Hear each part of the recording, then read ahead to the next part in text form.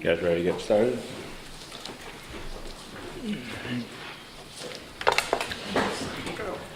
Do a roll. Bob Agnew. Yep. Sarah Kimball is not. Frank Benesh. Yes. Betsy Harding. Yes. Ray Abbott. And Dave Tread. Ray Abbott let you know he wasn't going to be here, right? Dave Treadwell, you're not sure. Mike Mallett. Larry Siebert. Karen Levitt. Yep. George Howard. Dick Bennett.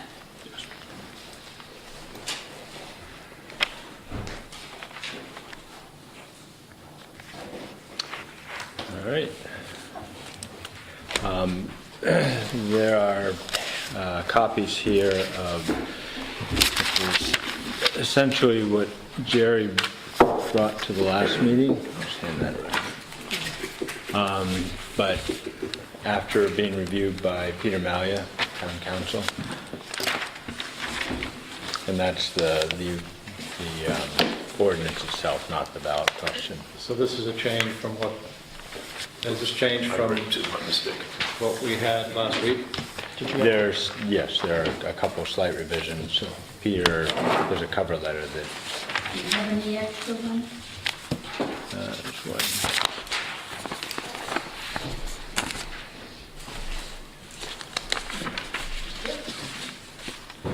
So as we discussed at the last meeting, this is what Jerry brought to the last meeting is really a compilation of what Sarah and George had worked on, plus with and also Jerry, and sort of Jerry taking, and correct me if I'm wrong, Jerry, but Jerry taking what George and Sarah had put together, and more than anything else, just lifting it out of being an amendment to Section 16 and creating a standalone ordinance out of it, with some other changes.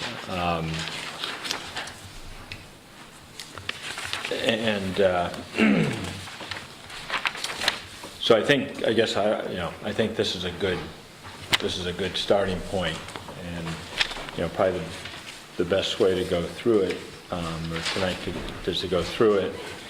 I've got some revisions that Sarah has proposed, although Sarah hadn't seen yet what Peter Malia had done. George has some revisions that I think he'd like to propose. And so it seems to me that we should sort of start with this and just go through it. I think that we probably want to, whether we also, I think tonight, are going to talk about whether this is something that we should put on the ballot or whether the Board of Selectmen should put it on the ballot. In either case, though, I think that even if the Board of Selectmen were putting it on the ballot, we'd want to give the Board of Selectmen something that we felt that we were behind. Just a couple of quick issues about the Board of Selectmen doing it. According to Peter Malia, they can put forth an amendment, an ordinance, a zoning ordinance even, and put it on the ballot even without the support of the planning board. The planning board holds the public hearings, and the planning board can amend anything that the Board of Selectmen proposes. And so even if we defer the decision, or even if we defer putting it on the ballot to the Board of Selectmen, we still have opportunity to make changes based on the public hearing or public hearings that we hold.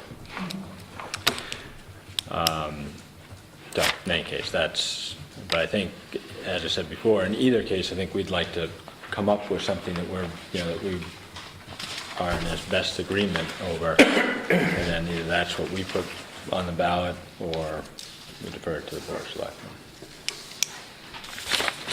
Does that all sound like a reasonable way to proceed through this?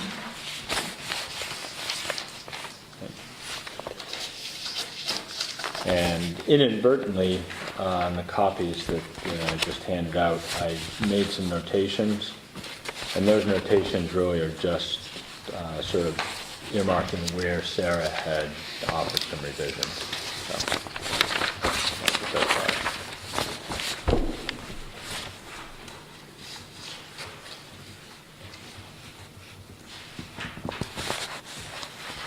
So we're going through this in order and suggesting amendments as we go through it? Yes. Okay. Well, I have the insertion of probably the fourth paragraph before the numbered paragraphs. Okay. If, I think we should add a paragraph at making an effective date of, I'll suggest, June 1st. If the selectmen have to have some time to set up the procedures, appoint a building inspector, and if this passes, you'll have a period of time between its passage and the Board of Selectmen being ready to act. So having a 30 or 60-day window before it's effective, I think would allow things to move a little more conveniently. So with that, I just have a fairly simple paragraph that says this ordinance is effective June 1st, 2013. John or Jerry, is that? Makes sense to me. I mean, it's, the proposal I had, I think, had it at the end, but I think it's nice to have it at the beginning so people know in reference and, you know, when did this start? When Yep. it started that date then, so. And don't we want to say shall be instead of is? Okay. Shall be effective. Go ahead. Shall be in effect. Okay, so Now, this, is June 1st? I don't think you would say effective June 1st, 2013. I think that's all you would say. You don't say is or shall. It doesn't need to say that. It says effective. That's how the state does it when it passes a legislation. It says the effective date is effective, whether it's in the future or in the past. It's how it's typically worded. Okay. okay. Is June 1st too long? Should we make it May 1st? That gives 30, 45 days. Again, we're giving the selectmen time. There's some representative. June, let's see. We have about 6 meetings beforehand, that should be fine. To plan, but I mean, you can't really take action until this passes. Consider Right, but we'd be running the status quo Okay. until that takes effect. Well, the status quo would be until June 1st or May 1st or whatever, yeah. And the status quo is actually enforced in the state building code anyway, so. Well, but there are some important changes, so. Yeah. Probably May 1st is adequate, though. That's more than a month and a half. You think? I'm trying to think how many meetings we would have before that, though, after the town meeting. Well, it's up to what you two think. I was hearing Jerry, I think. Typically, our meetings in April and May are not heavily loaded, so. Okay. I'll amend my motion to say May 1st. This ordinance is effective May 1st, 2013.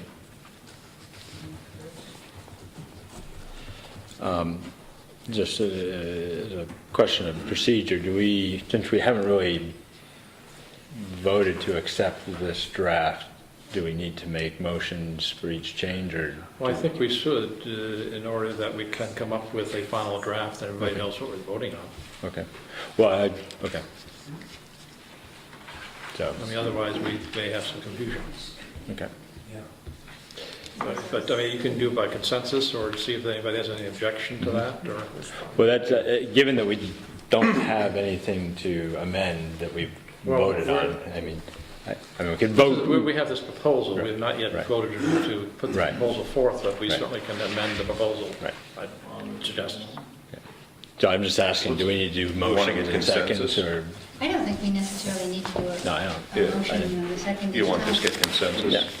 Does anyone Like have no any?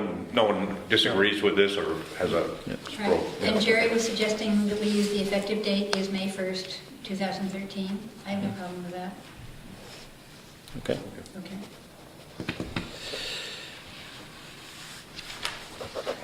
All right.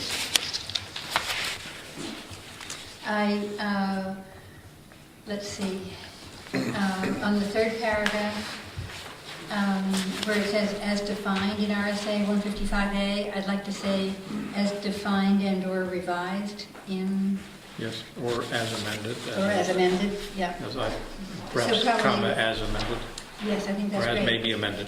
After the A, 155-A, comma, as amended. Or may be amended. As may be amended, Yeah. okay. So as defined in RSA 155-A, as amended, As may be amended. as may be amended. So this would be on the new proposal. It's the bottom of the third paragraph, where it becomes RSA 155-A, comma, as may be amended.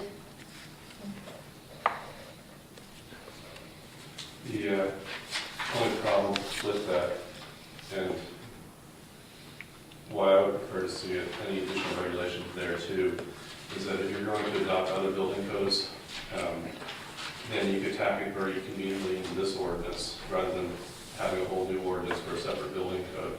The amended part is really not necessary, because 150, it's, the way the RSA is set up, you adopt a code, the state building code board review is the one that amends the code, and the legislature actually approves, the state legislature actually approves the amendments.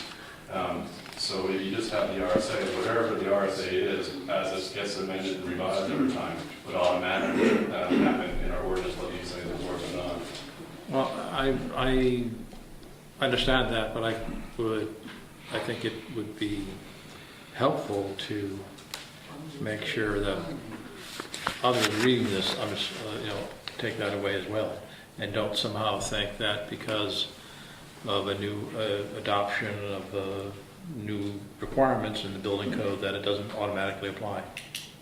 And it's probably parsing words, it really doesn't matter much, but So Jerry, you'd like to see or as added to? You could say essentially as you're may be actually, amended. from a legal or sense, added you're to. actually better off not using the words at all. You're no longer able to adopt codes by reference, and the word amended used to be used in conjunction with adopting a code by reference, and that can't happen anymore by state law. So it's really not a big deal. Those words, if you want to see those words in there, it's not going to jeopardize the legality of it. So I wouldn't spend too much time arguing about it. Okay, the next paragraph. Are we, yeah. what are we? Are we with amended or not? Okay. I don't- Yeah. What are we going to, are we going to insert something there, and exactly what are we, precisely what will we insert? I think traditionally we've inserted as may be amended or some word to that effect. That's okay with me. Yeah, I think it's redundant. that was, It doesn't hurt to put as may be amended in there, does it? Right, I don't think it does. No. Yeah. Okay. Anybody else want to weigh in? Okay, so we made that change. I don't know if we voted for the next one or not, but I still have had a difficulty with the zoning board of adjustment as the zoning board of appeals, where they have no experience, and we spoke in great detail in length about setting up a board to be set up, or a voluntary board of an electrician, a plumber, and a contractor. But I don't. It just doesn't make sense to me to have the zoning board of adjustment as the. Well, there are people on the board of adjustment who have experience in construction and building. There may be at this moment, but that changes. Yeah, and Well, I mean, you can make the same argument about, but the building code is thousands of pages long, and very, very few, builders, electricians know the code that well. They know pieces of it. The electricians will know the electrical code better. A plumber will know the plumbing code better, and the ZBA An advantage doesn't. to the ZBA is that they, of course, can call in an expert. Well, that's what I think, that you can call in any of those you can. people, plumbers, electricians. You can, but it doesn't say to. B? Well, the board of adjustment has, Frank. go ahead. If you have a building inspector, he's gonna be certified, he's supposed to know these codes. Right, but we're talking about who, if there's an appeal, who, you know. Who does it go to? The practical effect is. And it's the we- code. Well, I or would think you'd have to parts of have a this ordinance. certified person.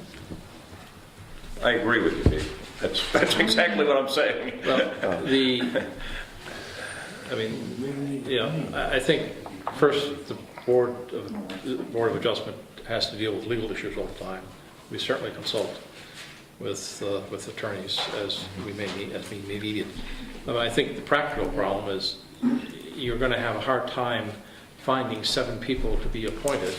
We don't need 7, do we? Yes, you need alternates, and you need 5 people to be appointed, and 2 alternates.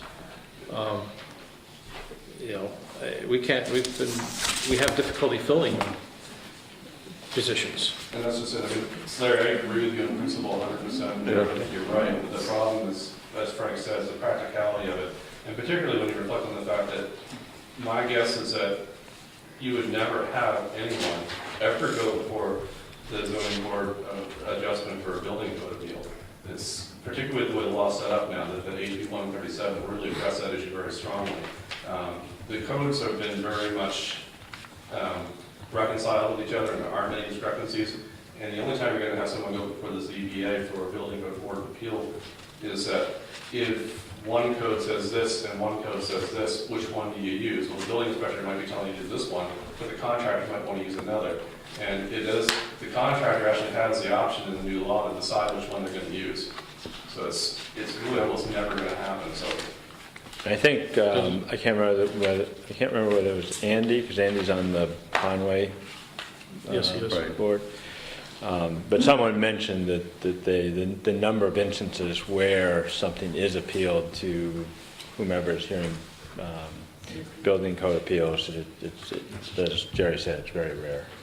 And so I personally agree that, again, like Jerry, I agree with your sentiment, but I think trying to fill such a board is going to be a real issue, and I think there's also a little bit of merit to keeping this sort of as simple and straightforward as possible the first time through, and you know, that kind of change can always happen at a later date, but it's, I think if we see the need for it downstream, it would be easy to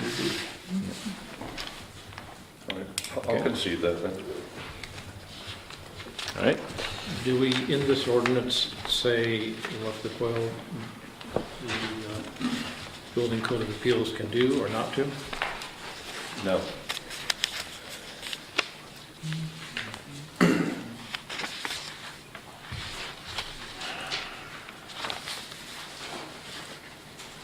How about, I guess we do on paragraph 13. Yeah. And that refers, it talks about interpretations of the zoning ordinance and the state building code, but there's no reference to interpretation of this ordinance. If the building inspector takes an action that somebody might argue is outside of his purview or is interpreting this ordinance invalid, are they able to appeal to the building code of appeals, or must they simply file suit? it's very much right that they would go to the building code of appeals. And it probably is a good idea to maybe put that in there. How do we do it for the ZBA right now with the zoning? The state law is very specific that interpretations of the zoning ordinance go to the zoning board of adjustment. I don't think, I'm not aware of that clarity in this ordinance or anywhere in state law. Well, interpretation of the zoning ordinance goes to whoever's administering it. Well, no, the interpretation of any disputes about the zoning ordinance. Well, a dispute, yes, but you're talking about interpretation. I mean, that's the building inspector, the board of selectmen, the ZBA. Yes, they interpret all the time, but the authority to ultimately say what is in the ordinance, is first resolved at the, if there's any dispute, it's first resolved at the Board of Adjustment, and then that can be appealed. But this is the building code, which would be appealable to the building code board of appeals, That's, which would be the ZBA's. So what no, are you so looking for? I guess I'm just suggesting, go I ahead. guess I'm questions. I'm reading this, and what are you looking for that it doesn't say here in paragraph 13? I think I'm suggesting that, well, I think the second sentence of the paragraph 13 might be which refers to zoning ordinance, probably doesn't belong in this ordinance. But to answer your question, I would say that appeals of a building inspector decision based on an interpretation of the SBC or this ordinance, so insert or this ordinance there, may be made to the zoning board of adjustment acting as building code board of appeals.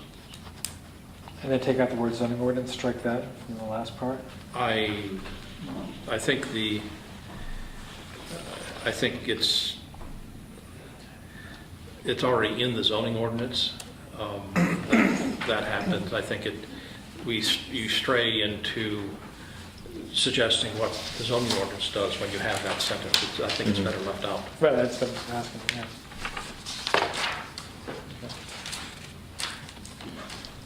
Sorry to be jumping around. I can hold that until we get to that paragraph. No, since we're into it, we might as well. And that makes some sense to me. That might have been oversight, Frank, I think you're right, that should be changed. This is, What are you thinking now? Okay, on number paragraph 13, I'm recommending we strike the last sentence, and I'm suggesting at the end of the first sentence after SBC, insert the phrase "or this ordinance," or the building code ordinance.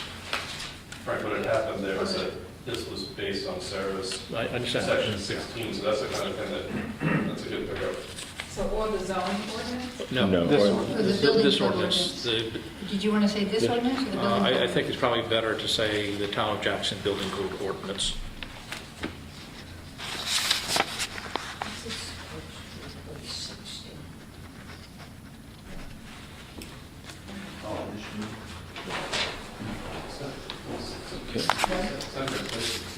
And then, this whole thing? Outside. Oh, that's like, Can we go back to page 1 when Yeah. we're ready? so, and we're striking maybe made to zoning board of adjustment Here, appeals, acting, the sentence. yeah. So appeals of a building inspector decision based on an interpretation of the SBC may be made to, Or this or this Town of Jackson. Town Jackson Building Code Ordinance may be made to the Building Code Board of Appeals. zoning board of adjustment acting as the Oh, building code we're board keeping of that part? appeals. Yes, it's just the last sentence is being Okay. struck. Oh, So on page 1 again, I wondered, okay, I think it's awkward the way it is in the third line. Paragraph 2, where it talks about the town hereby establishes the position of building inspector who shall have the authority to issue building permits as provided, certificates of occupancy, and to perform. So that's awkward, and I'd rather see it say who shall have the authority to issue building permits and certificates of occupancy as provided in RSA 676:11 to 13, because the certificates of occupancy is covered in those numbers. I would agree with that. And I guess I'd also suggest we make this somewhat more broader and say that the building inspector is, enumerate the issuance of building permits and certificates of occupancy, but don't we also basically need to say that the building inspector is responsible for enforcing this ordinance? Enforcing the state building code? We don't seem to say that anyways that I found. To be enforcing the Jackson Building Code, which is the state building Yeah. code, right? it says So- to perform inspections as it may be necessary to assure compliance with the building code. So number 3 talks about enforcing it. Maybe it should be rephrased. Well, but nobody do we say, we enumerate a lot of specific things. Nowhere do we say the building inspector shall enforce the Town of Jackson state building ordinance. So couldn't that be rephrased as number 3, instead of in the conduct of enforcing this ordinance, to start out with the building inspector as the specific authority and responsibility to enforce this ordinance? Well, And to, I'd put it in 2. I'd say, town Okay. hereby establishes the position of building inspector who shall have the authority to enforce this ordinance, including but not limited to the authority to issue building permits and performance, and otherwise ensuring compliance with this code. okay. Do you want me to phrase that again? Or? Yes, please. Okay, pursuant to, blah, blah, blah, the town establishes the position of building inspector who shall have the authority to enforce the town of Jackson building code ordinance, including, but not limited to, the issuance of building permits, Including, I'm sorry, say it again? including the issuance of building permits as provided in RSA, blah, blah, blah. And honestly, I'd stop there rather than continue to enumerate things that are repetitive, and then you run the risk of, well, did we forget to enumerate something? So you would simply say he has the authority to enforce the town of Jackson building code ordinance and leave it there? Not saying, Well, I guess just because it's, and because it's so important, I guess I would add to that, including but not limited to the, including but not limited the authority to issue building permits as provided in RSA 676-11-13. and certificates of occupancy right after building permits, no? I'd stop there, but I don't feel strongly about it. Is it covered in paragraph 3 enough his specific duties? Yeah, it is. The certificates of occupancy is.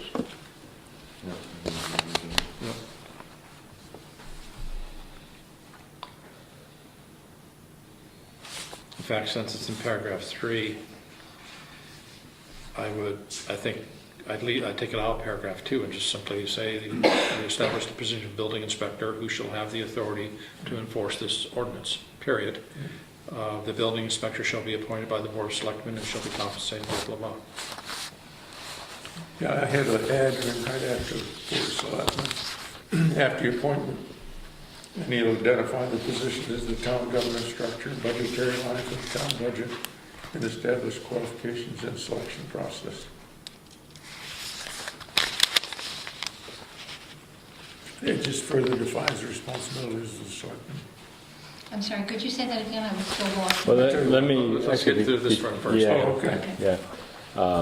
I think what you were suggesting would be an add-on to what Yep, okay, that's fine. Frank had. So can you go through again what you were saying, Frank?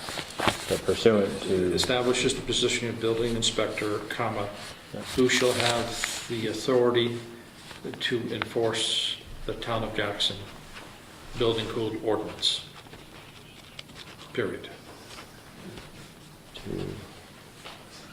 You really should say in there somewhere, provided in RSA 766-11-13. That's important because there's some things that happen in there in regards to when codes get passed, when ordinances get passed, and such that is outlined in those 3 RSAs. I don't mind adding that. so who shall have the authority to enforce the town of Jackson building code ordinance as provided?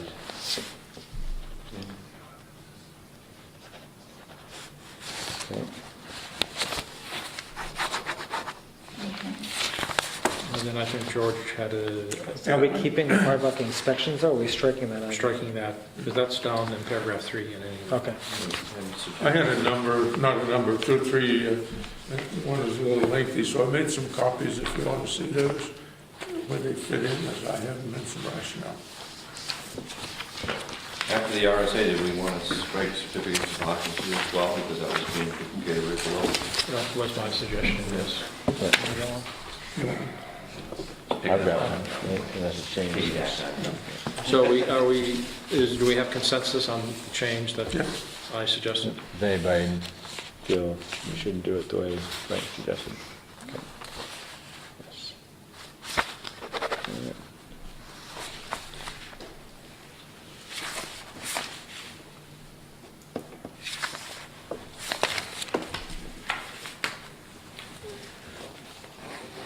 Okay, George. I just added those, that couple of lines in there, it says just to further define what the selectmen will do. Do you have a copy of this? They're going hot, so you better get one. Thanks.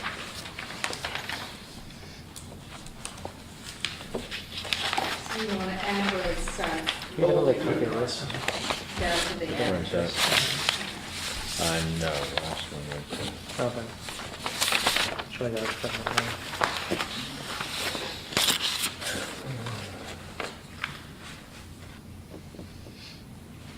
That goes on paragraph 2, correct? Yeah, I can do that. So you're just going to add who shall identify the position in the town governance structure, George? Yeah. A budgetary line in town budget? I like that. It concerns me that there are different employees that don't have a budgetary line, and you can't just look up the town engineer or the life safety inspector. I can't find them. I think the only concern here is, and it might not get to what you want, or may or may not, because, I'm going to presume that the selectmen may appoint the same person to be the building code building inspector that they appoint to be the zoning ordinance building inspector.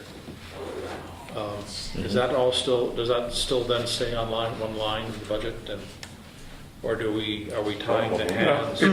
It's a position, as I see it, similar to a police, in the order of responsibilities. No, but I don't understand the budgetary process in the towns. I'm just asking, does this create problems for? Frank said things exactly that. I mean, the first one, when you're a building inspector enforcing code, typically you're also, you also have, legally you have to enforce the zoning as well. Yeah. But I don't know anywhere where you'd separate the positions as two separate positions. So yeah, it would be one line item in the budget, so. I don't have any concern with this. Anybody else? No, I'd like to add it. What? What do the selectmen feel? Okay. The phrasing is awkward.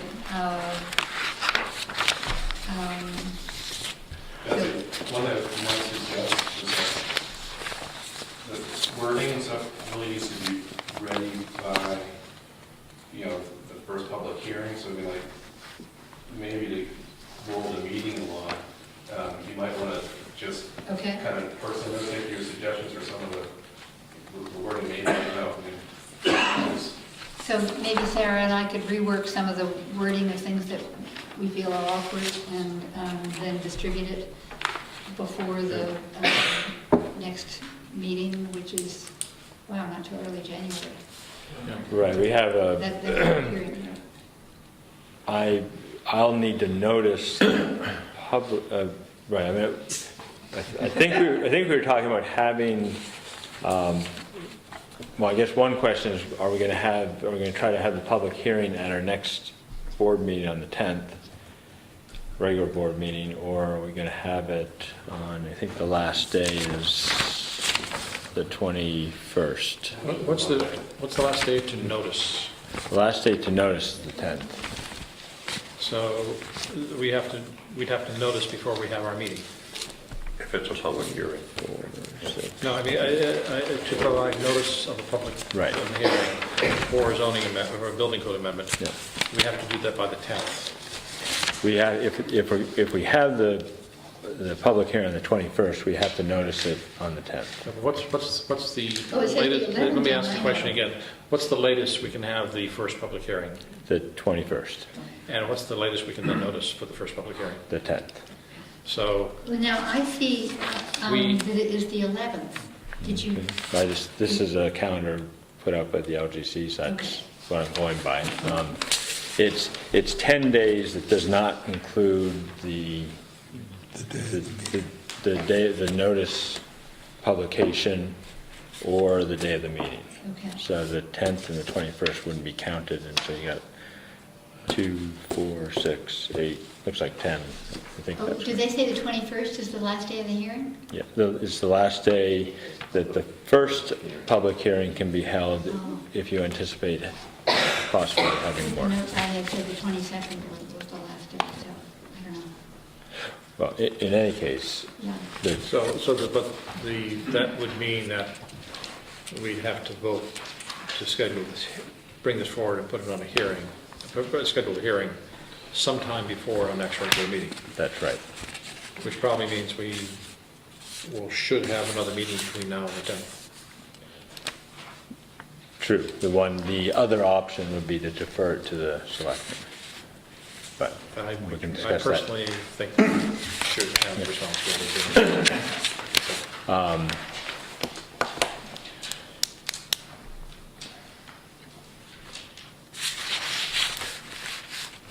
Well, We've got derailed a little bit. we can keep Yeah, going. quite no reason not to plow through the edits, and tonight, it makes real sense if you're that close.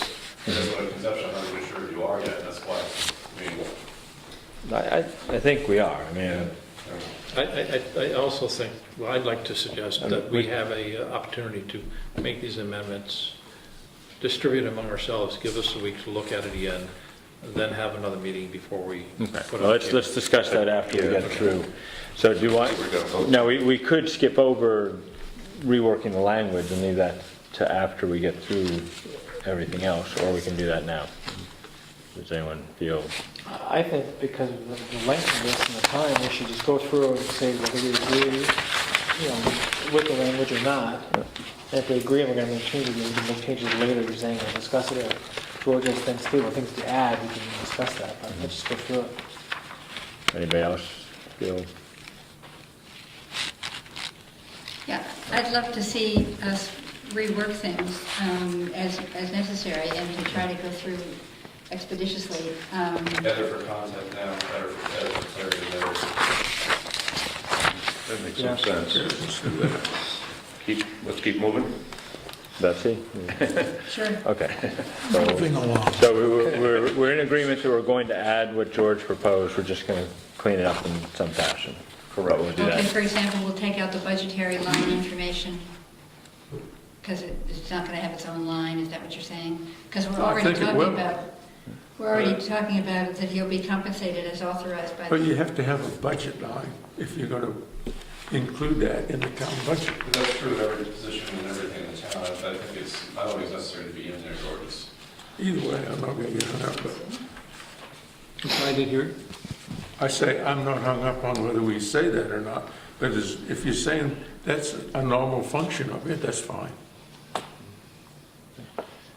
So then we're removing that, because it's a normal function.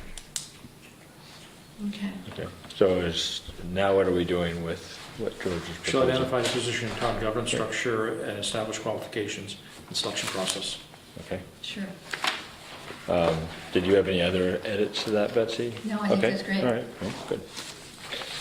We are done with that. Going to the next section, 3. Now, Sarah had some edits to that.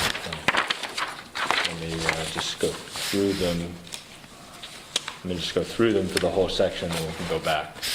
I don't know if anyone printed out, did Sarah send this to everybody? Yeah. I think we all have it. Well, apparently not me. I got it. She's got to set it. Okay. Yeah. Okay, real quickly, Sarah thought that we should add authority after, oh, I'm sorry, she actually made an edit that's the same as what Peter did, it looks like. So the only difference is Sarah has responsibility, comma, and duty too, as opposed to Peter saying responsibility / duty. Well, in too. paragraph B, she did say, so I'll take away the acronym and put in state building code. In which paragraph? Paragraph B. B. B, Right there. 3B. Oh, 3. Just- Right, I hadn't gotten to that. Yeah, I was I was still in the first. Shall specific authority Yeah. and response, drawn duty. I like Yeah. those changes. Okay. Well, and the only, she has and duty where Peter has responsibility / duty. It doesn't Does matter. anybody care? Once again, So, go with and duty. To review, so A is the same for Sarah. And B, she has approved or denied the issuance of building permits as required I think that makes sense. by the, put in the word issuance. The issuance of. So approve or deny the issuance of building permits as required by the spill out state building code. Okay. okay? And then she she crossed out SBC and put by the building Oh, code. building code, yes. That's fine. Okay. So get rid of the S, it just says building code. Yep. Lowercase. And then she also goes on to say secure professional expertise as deemed necessary at the applicant's That's in expense. the ordinance already. That's not an issue. That's not a change. To But it's- change it's from, Further on, right? No, it's still, In paragraph B, that's in the existing draft.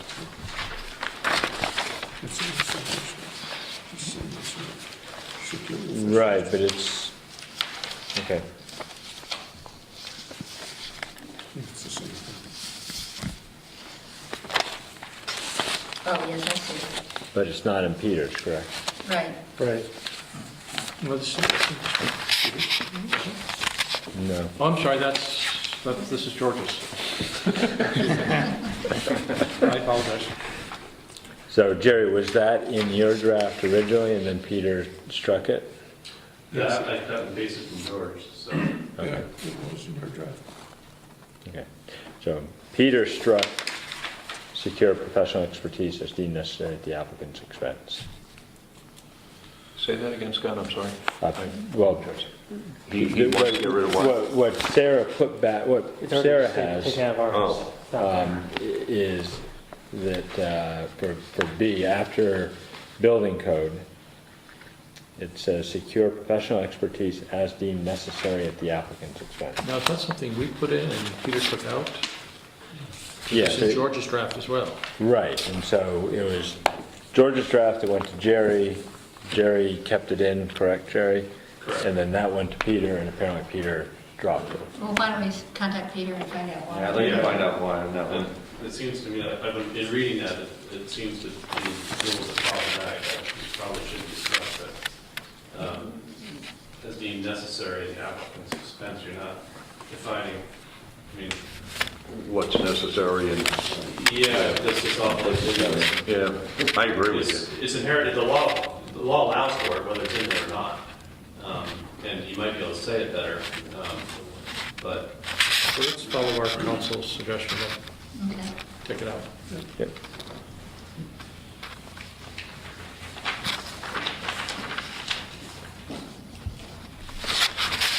Okay, now then Sarah struck violations, or I guess in Peter's violation notices, cause and desist orders. Cease and desist.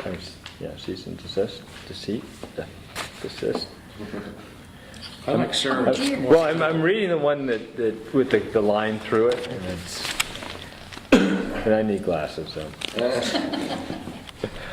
And then Sarah also struck order buildings vacated. Well, she's making it more general by simply saying to issue orders to correct documented deviations from permitted work. Right. And so she took out F, order buildings vacated, is not going to be Yes. there anymore? Yes. Is that what you're saying? Okay. Well, I mean, it could be worded better, but those are all things that the building inspector's gonna have the authority to do. And it might be nice to have it in there so people are aware of that. I think for clarity, Yeah. Yeah. Okay. it makes it easier for people to understand that this can happen. Yeah. Okay, well, then let's keep it in. Yes, okay. Now, Sarah did have an F, issue stop work orders and/or impose fines for documented violations of the building code. Leaving it the way it is probably fine, isn't it? Read the last part you said. Cover it. Yeah. Sarah's F is issue stop work orders and/or impose fines for documented violations of the building code. Doesn't E here do that? I think we had that somewhere. That's in the next paragraph. I think you could put number 3 under E, issue fines as required. Well, we already have that continuing on in this paragraph. Yeah. I mean, again, 4, we Yeah, mentioned B, that levy again. warnings, fine, So yeah, it's- that's already covered on B. Yeah, 13, yeah. I would suggest we don't Okay. follow the third. Yep. I agree. Okay, paragraph 4.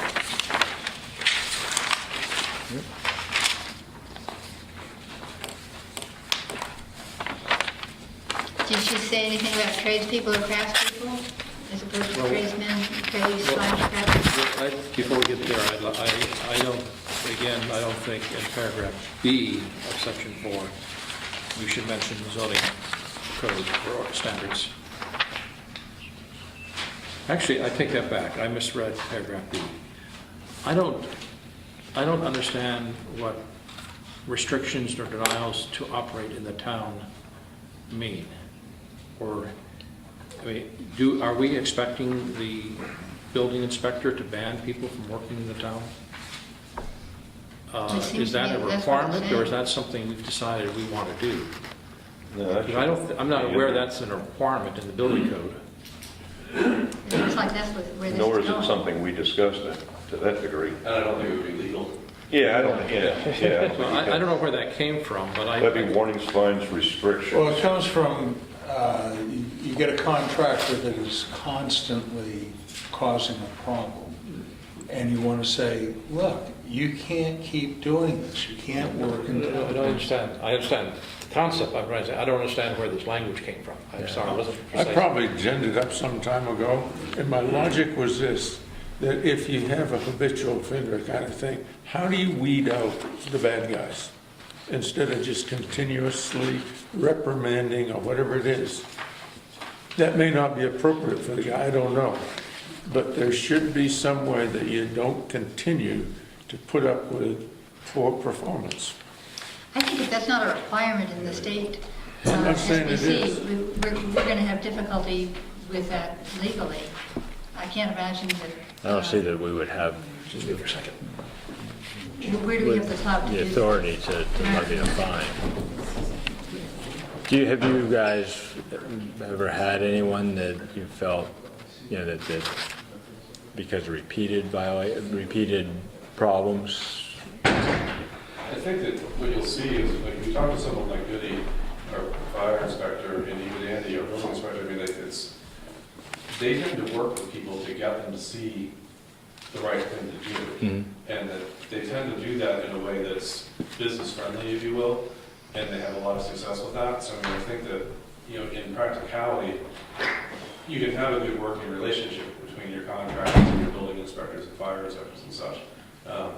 And that takes care of anybody from being habitual offenders. I mean, I think that's kind of how you want something to work in reality, whether it does or not, and if you do end up with habitual offenders, what do you do?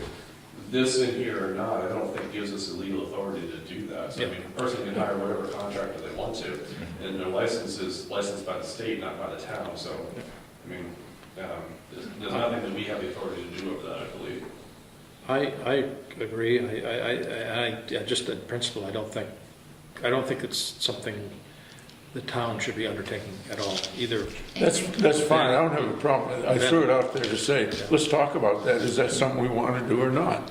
But I just look at, if it is a problem that you have it over and over again, what do you do about it? I have a question. So if we remove this, but we have to mention that he has the ability to issue warnings and fines, then we have to put that back in somewhere else, Well, correct? no, I would suggest we just strike that that in this paragraph, B, he shall be permitted to levy warnings, fines, and levy warnings and fines, period. Oh, you want to keep that? Well, Okay. Right, but strike everything else. So Yep. So, And I'd say And levy, then to stop at denial, or no? no, levies and wine. warning and fines. I don't know denials of what. Well, that'd be, the building, issuance of a Well, building. we already have that in paragraph 3. Right. B. So then why would we should probably put that with 3B then? Put it all together? It makes better sense. I suggest anyone take out denial of operating section. I think that should be moved into paragraph 3. That should be, it's part of it. 3B, like you said, so. Well, You I mean, know, approve or deny. let's step back for a second. Do we expect the building inspector to be filing suit and taking people to court? Yes. That's part of the deal. Okay. Then, Who else will do it?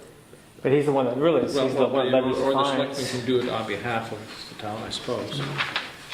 But if that's the case, then we already say, engage town attorney as they deem necessary and appropriate. And we probably have to remove the slash and say necessary or appropriate, or and appropriate. Then I would suggest for paragraph B, we say levy warnings and fines. Period. Sorry? We'll probably leave it at that. Yeah, leave it at that, yeah. Funds, period. So, I'm So sorry, we're putting that in 3B or leaving it alone? We're leaving it as standalone? In 4B, You're leaving it in 4B? and striking, suggesting in 4B, we say levy warnings and fines, period. That's fine. Get rid of the rest.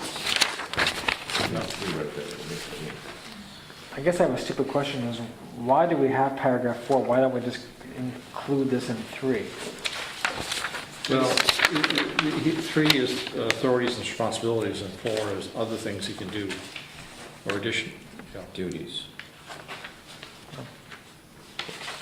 George might be able to answer the rationale behind that better than anybody, but I kind of agree with being into that way as well. As I saw it, paragraph 3 were pretty well iterated in the RSA, and 4 were things that we may want him to do as well. So like additional duties, you're saying? Or? Well, then, I mean, I guess there's a point that levying warnings and fines could be on paragraph 3 then, because, the law does give them the authority to do that, so. Okay, I think that's, Yeah, I like that idea. so just add, Put B, 4B back up in 3. Okay, so, Probably just put it under, the number 3, under E. Yeah. 3. well then, let me suggest this, let's do that, let's put in 3, next letter, engage the town attorney as deemed necessary.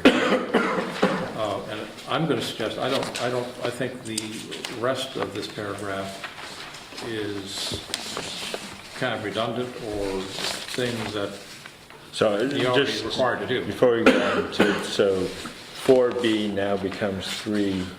right. Yes. Just like Battleship. And I'm suggesting we take 4A and make it G, 3G. yes, I agree with that. Okay.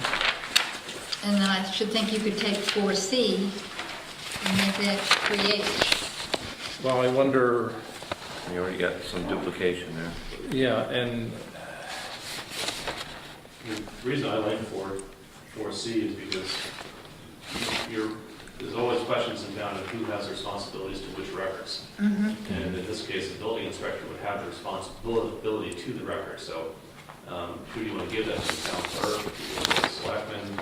I mean, I like the idea that it should be the building inspector who has that, Right, maintains but- the record.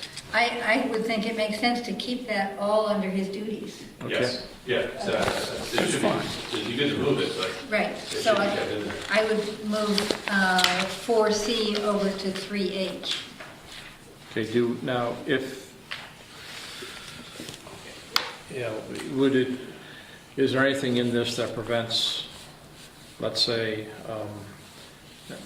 if you want to do it, to allow Diane or Ella to do some of this on behalf of the building inspector?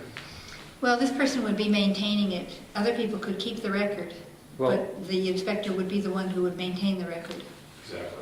Okay, so there's nothing, I mean, I It don't want doesn't mean to, he needs to write down, you know, I guess the 420 question I'm or asking, we don't need a highly compensated, relatively high, a more highly compensated person doing filing, right? So it's, Right. No, the filing, the filing anyway, it's just, okay, where, so I don't see that as adding, Okay. a significant cost to okay. what's already being done. Then I agree, let's move 4C up to 3H now, I guess. And we could move 4D, maintain accountability for all fees and financial transactions. We could move that if you want. I think that is implicit, but And did we agree on E? And then, This I'm one, going to recommend that we don't do E, I think. I think Yeah, it should be dropped also. so do I. He's out of Yeah. place, yeah. Okay, so 4D is now 3I?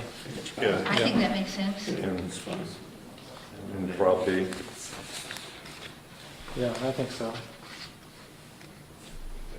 E, I don't see a problem with it being dropped. The building inspector does that anyway. So it's whether it needs to be in there or not. I don't think you're going to find a building inspector who doesn't do 40. The only reason I would leave that there is if someone is reading this ordinance, then they know that that's Good it's a resource, resource to go to. I'm not even, must the building inspector maintain a list of craftsmen and inspectors within the local area? No, and he could never have At all least of a them. mental list. He could never have all of them. I you don't know. think that's a We had a responsibility. contractor from Chicago do something or other on our deck. How would he know? And I don't know, I don't know what the purpose of it would be otherwise. I think the word all in there is definitely problematic. You wouldn't want it in there. But building inspectors do that. They keep a list of all. Why do they do that? So they I'm a registered contractor in the town of Conway, so that when I go in and apply for a building permit, they know, one, they haven't had any trouble with me.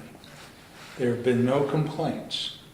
So they can say, okay, we can go ahead with this building permit with this information and feel somewhat trustworthy. But if you're not on the list, You sign up, it's not to keep you out. There's always going to be new Yeah. contractors coming into any area. I guess if the building inspector finds it helpful to do that. I'm just telling you how. No, I have a question.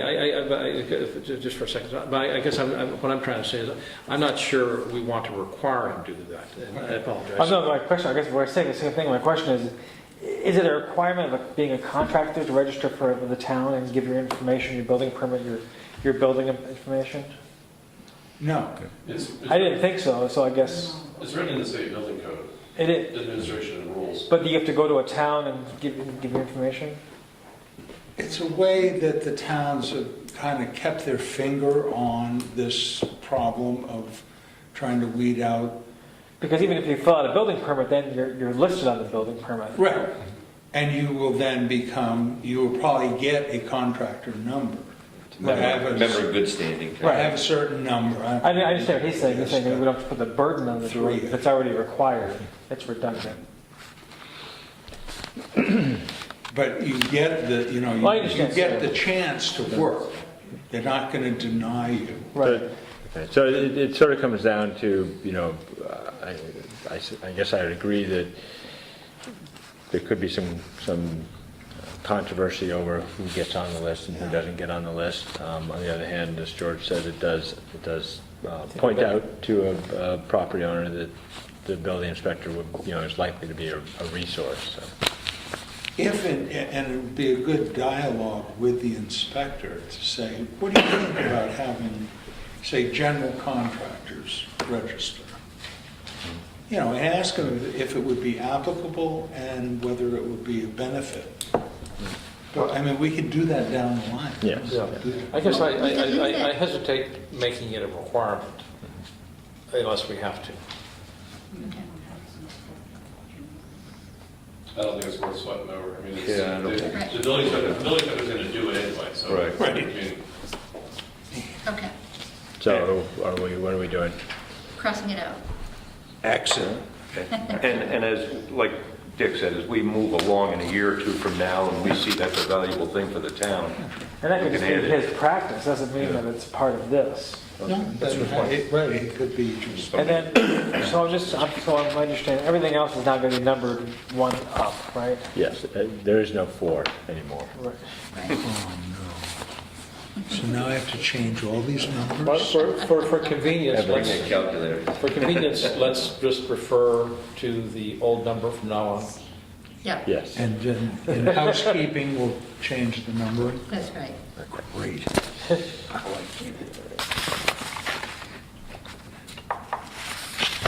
So we're now on paragraph 5.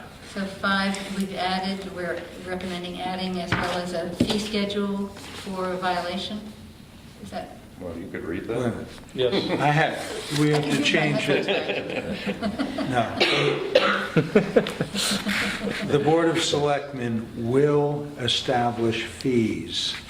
Schedule fees. Yeah. Well, what Sarah had, her revision was may establish a fee schedule instead of fees. Okay. And then at the end of that sentence, she has as well as fine schedule for the violations. Fine schedule, okay. Fine. So we have Yeah, a fee so- schedule and a fine schedule? Fees Why and don't we fines. say a schedule of fees? Fines Like and do fines. we cheat them and how? Why don't we say a schedule of fees and fines? And can we get rid of the from time to time? Because yes, it'll be upgraded from time to time, but let's just say that it happens. Right. That Okay. language is taken from the RSA, so I mean, it's better. I hate the to say- RSA. I know you shouldn't say RSA anymore. So a fee and fine schedule, is that what we're going to do, to be charged for building permits, inspections, certificates of occupancy, and violations? Yes. Fine schedule should not be in there.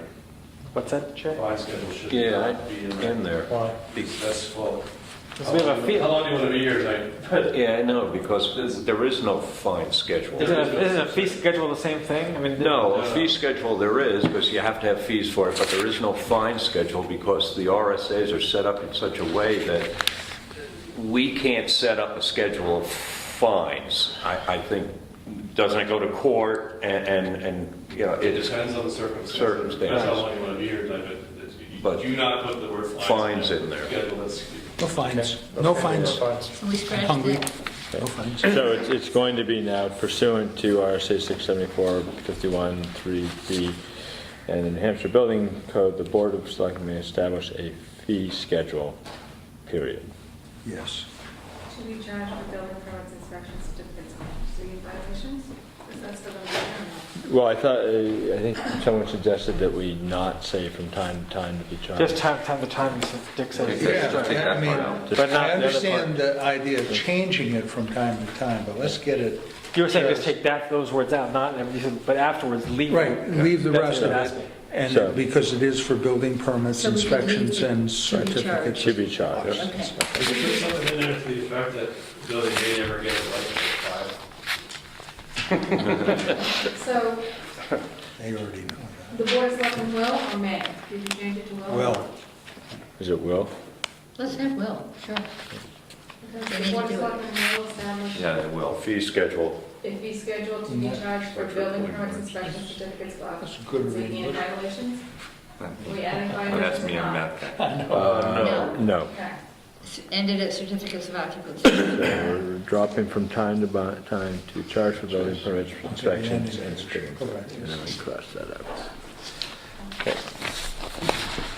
And on the next one, Go ahead. on the next one, we don't have site plan review regulations. Maybe they want to leave it in case we ever do, but Before we get to that, Yeah, I had, again, for consideration, I hard over additional requirement for the building inspector, the things he needs, probably will do, but to lay out procedures that people will be exposed to when he does his job. He would develop them himself. I don't think this belongs in the ordinance.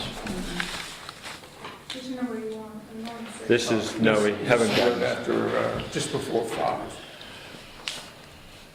I don't think we need that.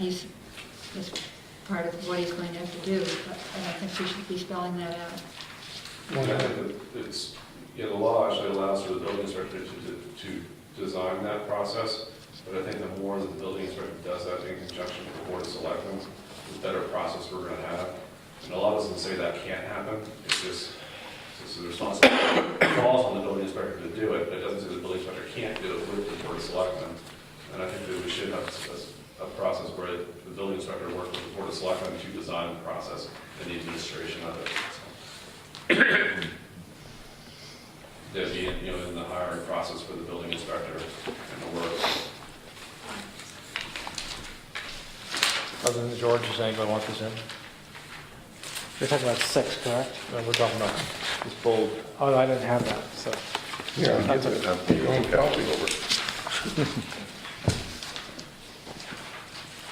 No, as I say, it's a thought, and if that's fine, if you don't want to include it.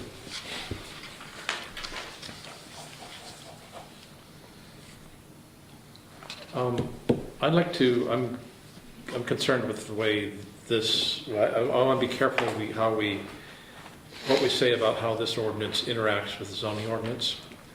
So are we moving on? Well, I guess unless. We're on 6. we're on- I Did think- did anybody but George want to put what George is No. proposing? That's Okay. done. I'm concerned with, I understand what 6 is trying to do. I'd like to go a little bit further and make it clear that, or I think it's appropriate that the building code ordinance indicate that permits could be required by the zoning ordinance where they're not required in the building code ordinance, and permits may be required in the building code ordinance that are not required in the zoning ordinance. I'm not, and just make it clear that they operate independently. And 6 begins to get at that, but I don't think it does it explicitly enough. I mean, I would agree entirely. You're talking about the issuance of permits, correct? well, yes, the issuance, but basically in general enforcement, but, so I think 6 is fine, but I'd add to it by saying, something along the lines of it's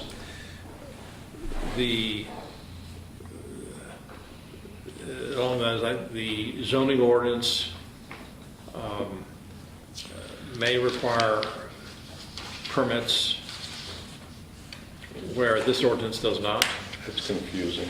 and the Frank, maybe the best place to put that would be, I don't have the numbers, I'm not sure where they are, but where it says these things are not required for. okay, then I'm happy with that. Yeah, Maybe that'd be the best way. Okay. But could we take the word site Plan review out of that? Yeah, let's remove I don't that. know how that got in there. Just when the SPC is in conflict with the terms of the town Jackson zoning ordinance subdivision regulations, the more restrictive But terms. it's not the SBC, it's the town of Jackson. Right, we keep Building. having You have to get the SBC in SBC there. out of I think this. each time we should have a town of Jackson building code. Yeah, building code ordinance, TJBC, Building ordinance or building Town of code? Jackson. building code ordinance, it's the Building code. ordinance. Ordinance. Yeah. I meant to get to doing that. TJBC? And I tried in those places and probably makes it concern. No, I just said TJBC. TJBC. Jackson. TOJBC. Todd, Okay. roll right off the top. So no site plan review, and then, So, yeah, then I'm okay with, I'll hold my suggestion until we get a little bit later on. okay, Okay. all right, so 7.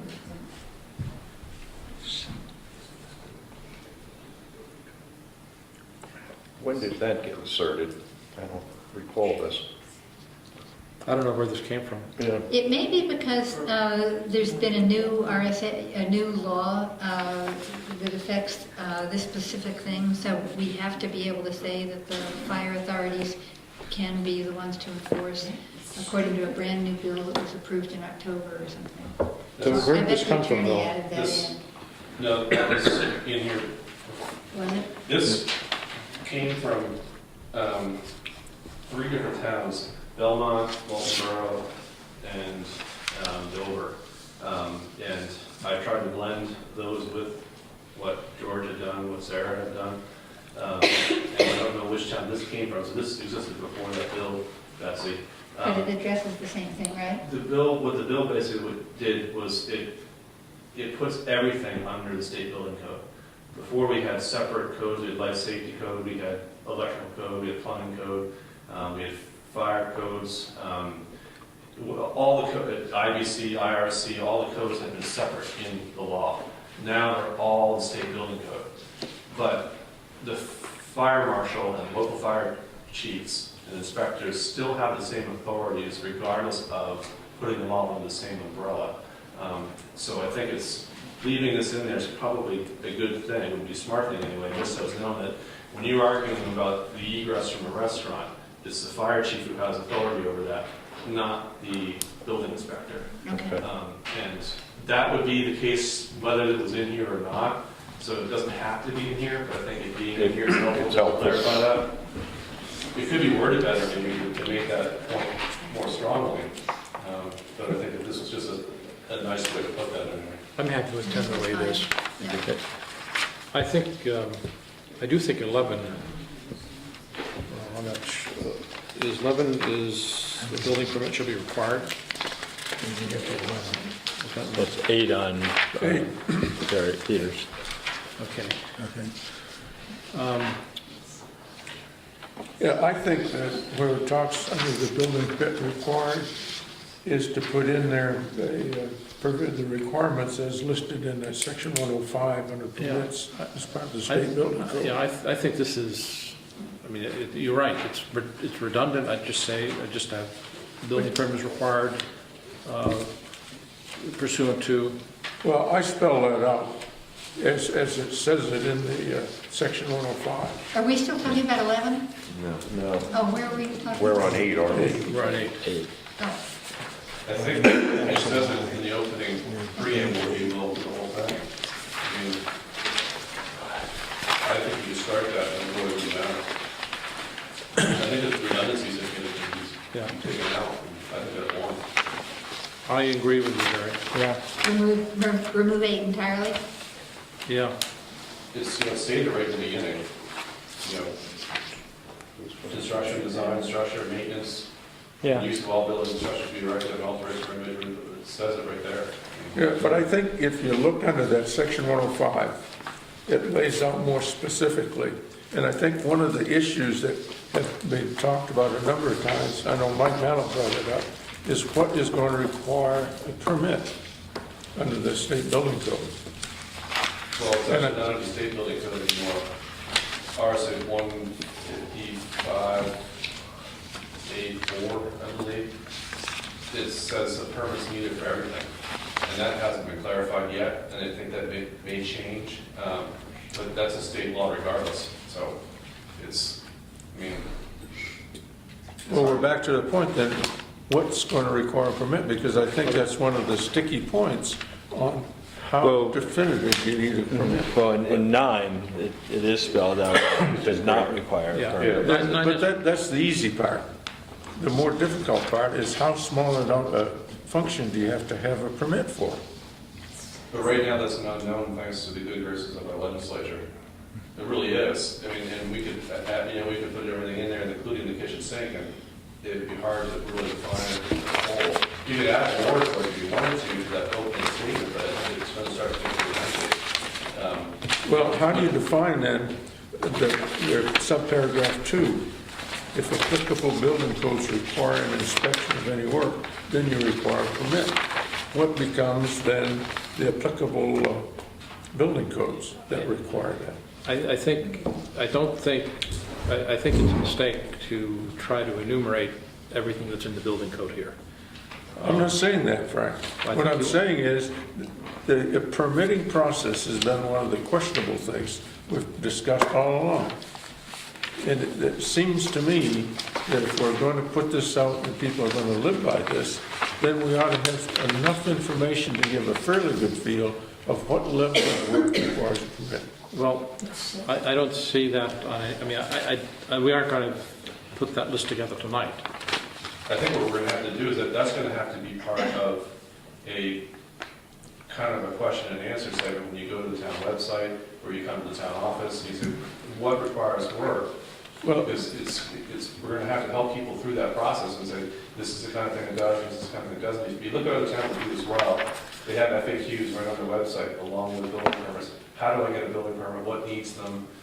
When do you not? I think there's other ways of dealing with that other than putting it in the actual ordinance. Because in the ordinance, you want the framework there, and I think we achieved that. And if you're going to try to narrow that down into every instance that's going to require a permit, I think it's going to be difficult to do. You can certainly add more to it. I mean, to make it better, if we want to, you could add some of that electrical, gas, mechanical, or plumbing systems if we wanted to. But I think that that's all under the idea of maintenance, repairs, and alterations and such like that. I mean, those words cover all the things you're talking about, George, and to spell it out in the stuff, it's going to become kind of, I think, difficult to do.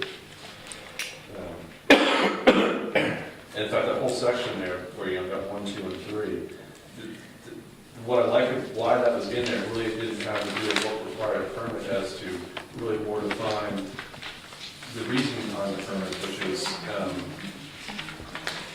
you know, it affects the assessed value and things like that, is why you might want to do it, but I think you could remove that whole section. It really wouldn't hurt much. I think it's better to remove it. I am in favor of removing it. I'm in favor of removing it to What's it, 8? Okay. all of 8. Yeah. And, okay, in that 9 is so tied to the idea, are we, And I think we still want to include, I would suggest, I like 9. Yeah, I like Okay. 9. I just want to make sure we weren't going to hack that I mean, away. I agree that they're tied together, but I think what Jerry was saying, if there's somewhere it says, there's like an outline thing, before you do this, you need a building permit, which steers them to this paperwork. You know, separate from this, you know. Well, and as Jerry and others have said, in the opening paragraph, it really does list out. Yeah. I mean, there's nothing you can do that doesn't come under that, and then How about, I'm sorry. Siding, I know we had an issue with siding it as being one of the items. that should be. That's a 9. In the 9. Yeah, that's all.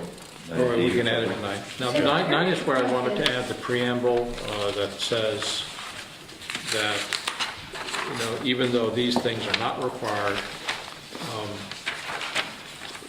even though 9 is a list of things that don't require a permit, we need to say that some of these actions may require a permit under the zoning ordinance. And the best example are, you know, 2 accessory structures under 200 square feet. You still have to comply with setback requirements and therefore probably need a permit under the zoning ordinance. Shouldn't we introduce it with the fact that any work requires an application? And some work will require a zoning ordinance permit. and some- no, it is that for- We made that when we decided last week to go with a separate ordinance, we have given up that ability. And This has to stand on its own. One of the worst things about our current system is, and I understand the idea behind submit the application, it's, you know, the idea behind it was right.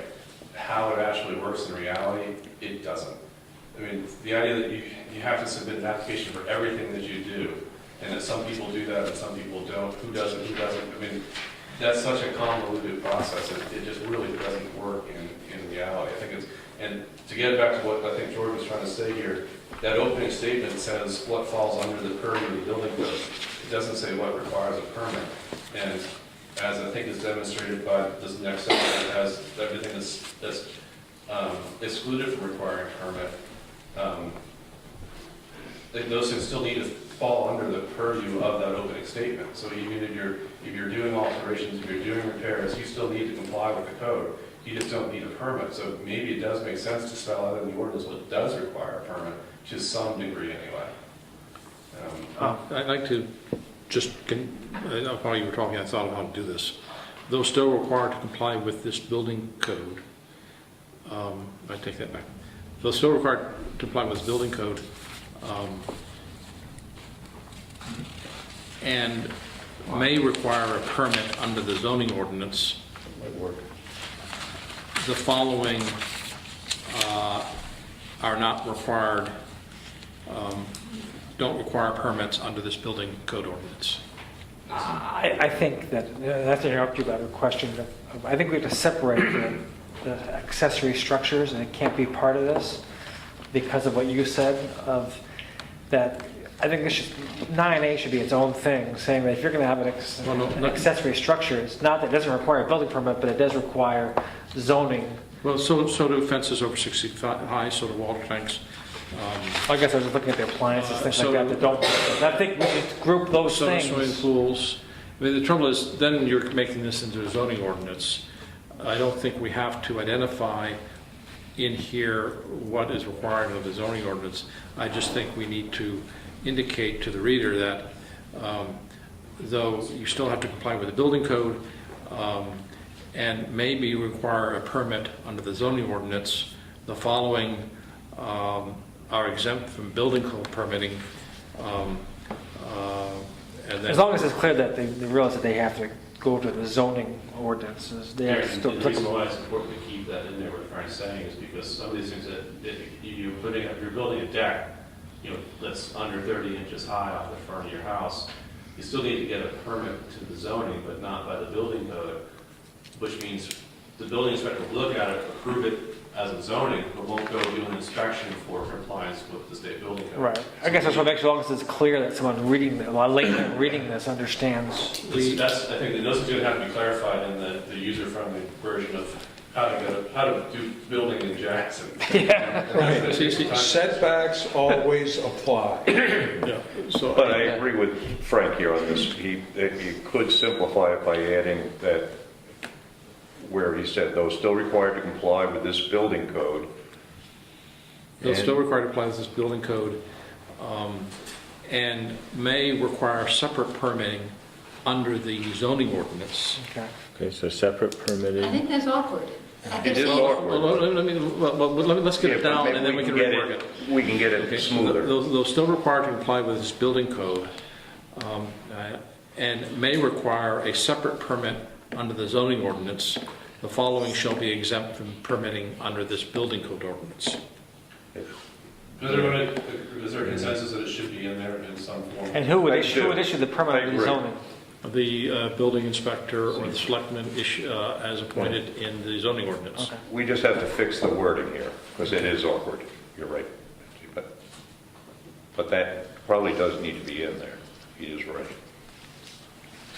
Yeah, in a way, you ought to refer to the zoning ordinance first, because otherwise you get all confused. I don't like that it starts off with those still required. Yeah. Yeah, that doesn't. Is I there- don't like that. It should say Yeah. the following are required to comply with the Well, building that's code. the Sarah do their magic. Yeah, again, we can do wording some other time. But, yeah. I think we agree You got the idea. Well, assuming, the wording comes out. Are there any additions or changes to this list that people have thought of? Yes, I've got one. G, it makes no sense whatsoever. Non-structural siding and like-for-like has to be removed in that one. Like-for-like in F is fine, but like-for-like replacement of roofing materials, if I put metal on where I had shingles, this says I can't. Not And necessarily. the problem with that is if you take asbestos shingles and put on slate, you do need to have the building inspector look at the roof.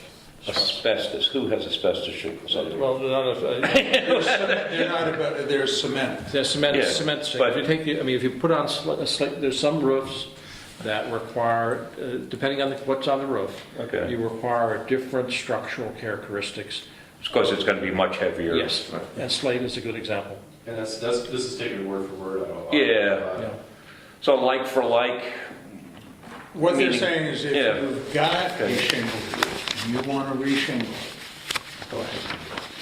But if you put metal on, it's now There's one no little longer. kicker in there, you can do one new roof on top of an old shingle roof. Right, yeah, I know that. But you can't do the third one. Third one. You gotta rip it off. So my 5 sets of shingles, You're not Or, flying. or putting that metal on 3. Okay, I see where you're saying it, okay. And metal Yeah. is actually better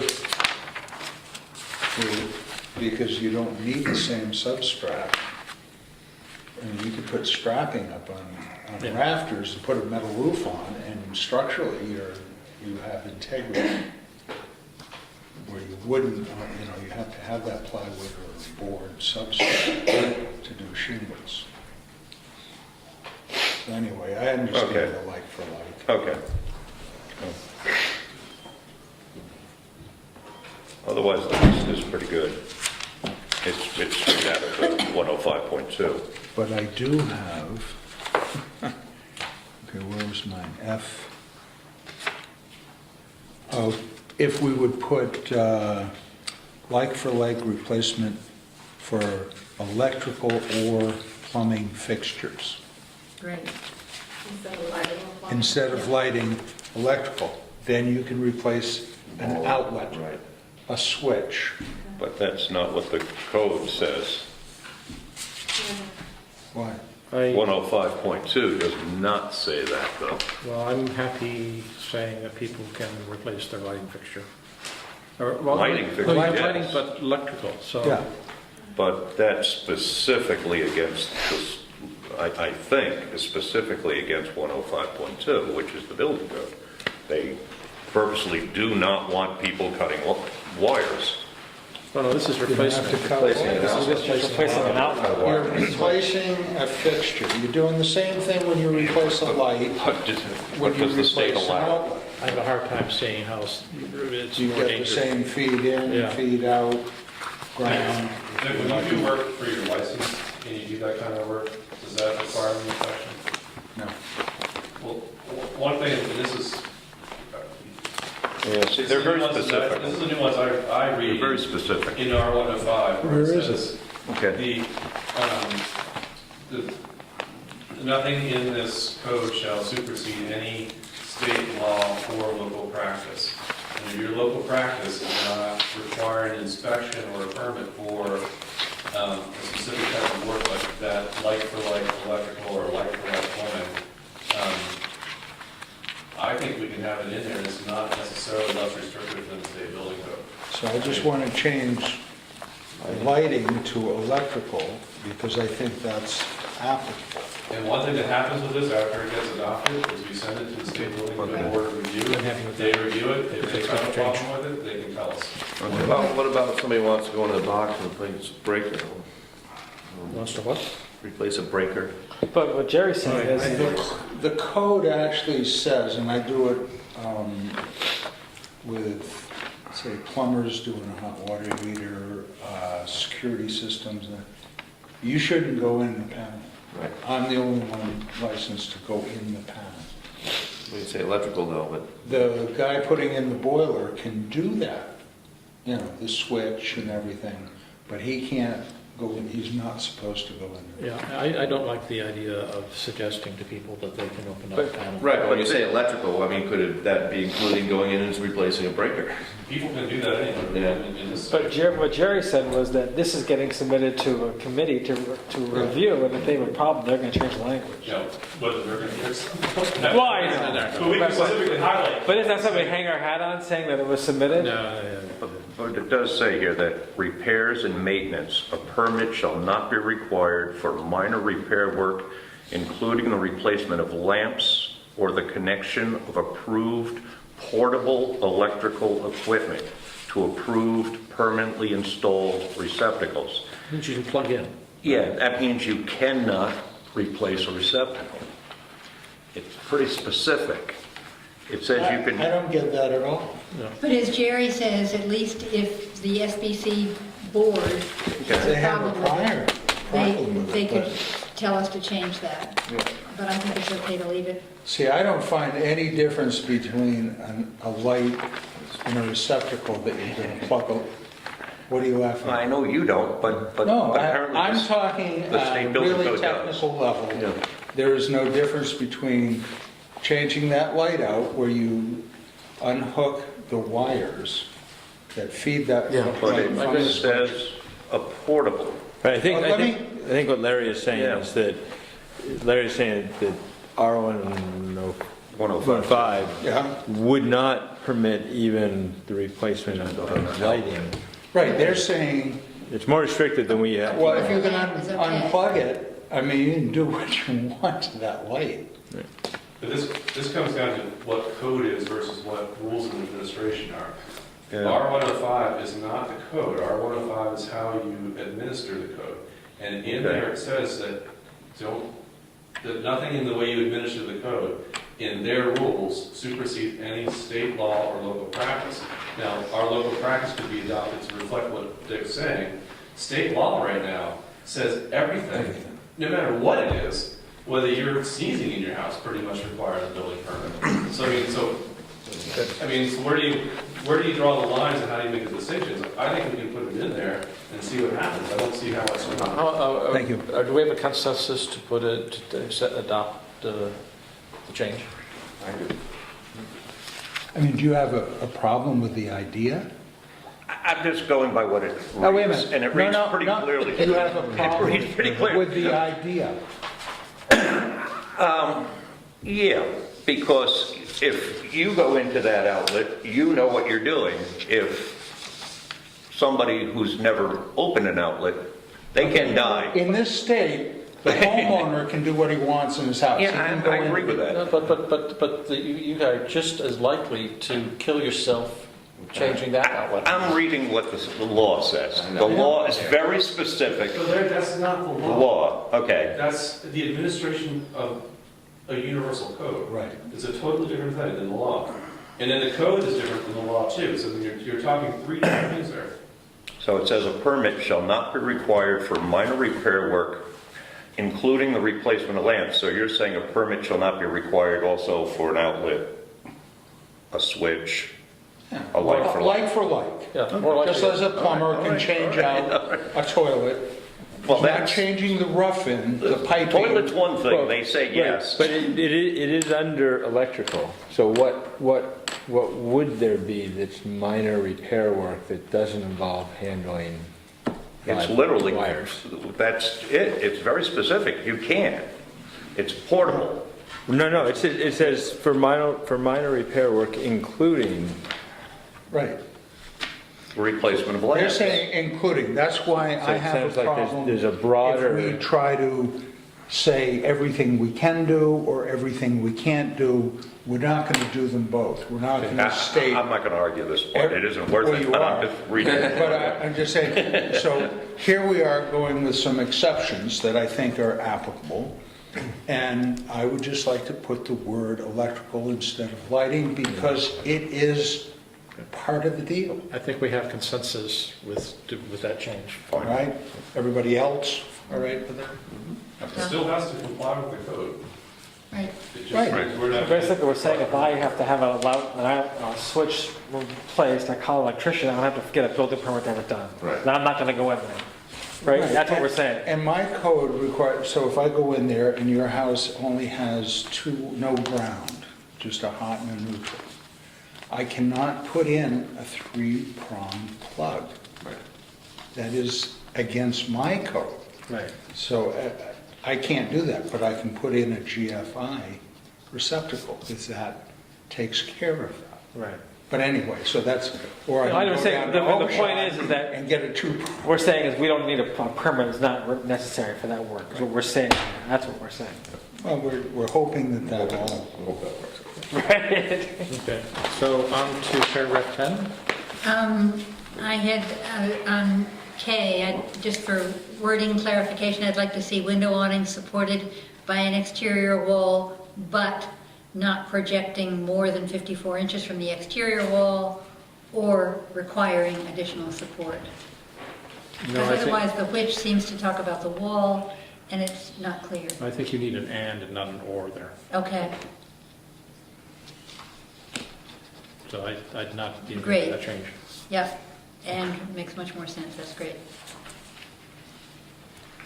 So it's, So that would be after wall, it would Yes. say, but not projecting more than 54 inches from the exterior wall and Not not requiring. requiring additional support. and,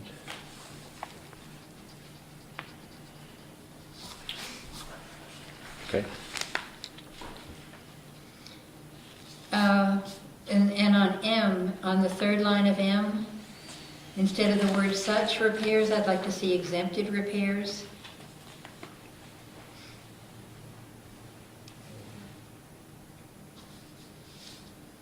I'm okay with that. Not sure, what was your revisions? That's it? Take such and change it to exempted. Yeah, in the third Exempted. line, the such that begins the sentence.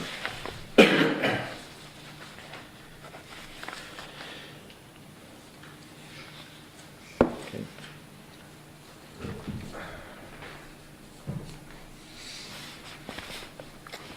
Ready to move on? 10 is something, so are we then done with 9? 10 is not something we've talked about before, but I'm aware other towns do that. It's not a bad thing, I suspect, I believe.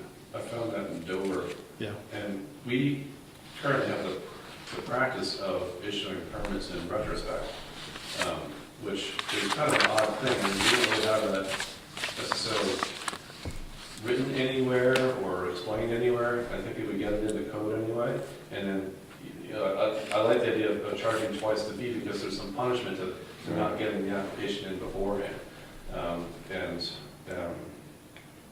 This is something I thought was interesting, liked anyway, but it was there or not there, it really doesn't make much difference at the end to me, but. Yeah, You could always waive it in a hardship or something, but Well, yeah, I guess I guess I would, yeah, that's a good point. I'd probably add a sentence there that says this may be waived, maybe by the board of selectmen for good reason or something like that. Where, no, don't. I wouldn't add that, because it could always be at waive. Because that becomes arbitrary. Okay. But where was the authority for this? Well, they have the ability to set fees. We already have the ability to set fees by Yeah. the selectmen.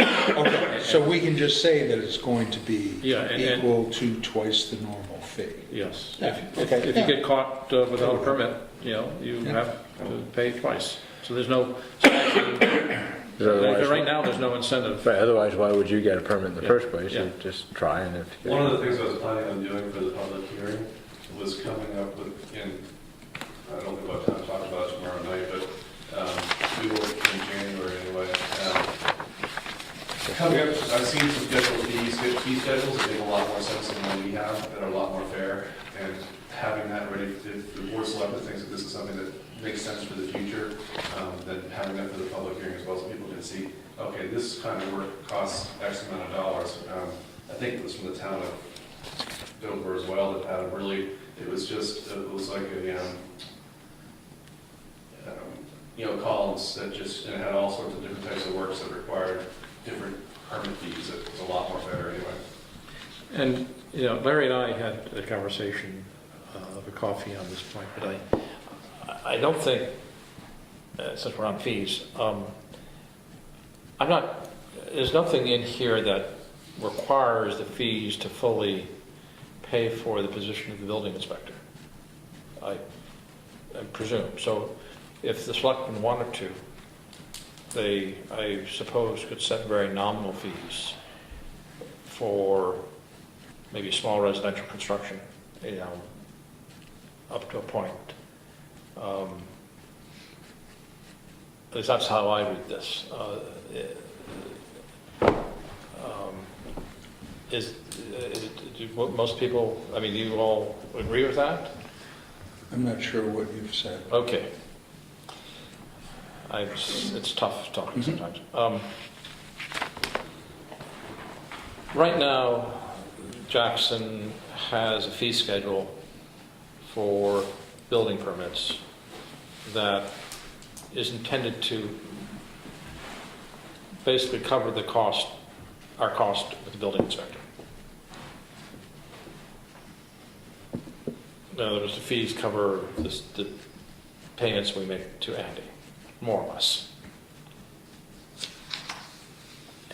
Some of the objection to the building, if you mind if I, No, go ahead. because you and I were having this conversation, some of the objection was people like myself, where if I were going to add on 1,000 square feet, it could cost me another $1,000. That would prevent me from building if my building permit fee were $1,000, say.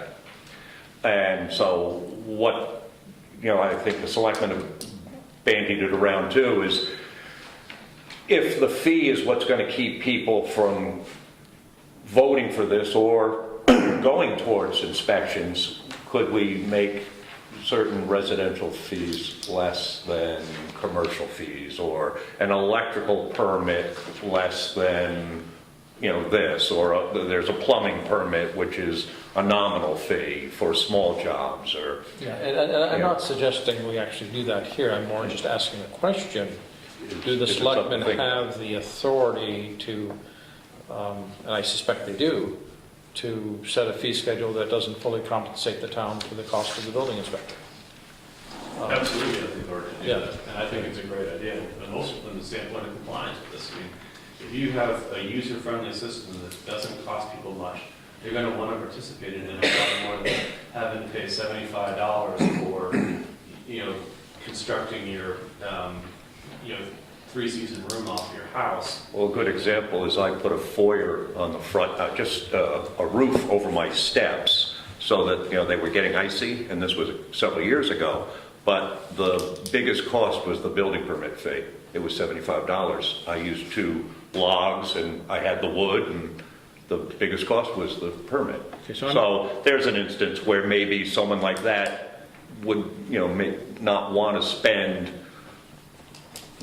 But first of all, you're not compensating yourself for doing that work.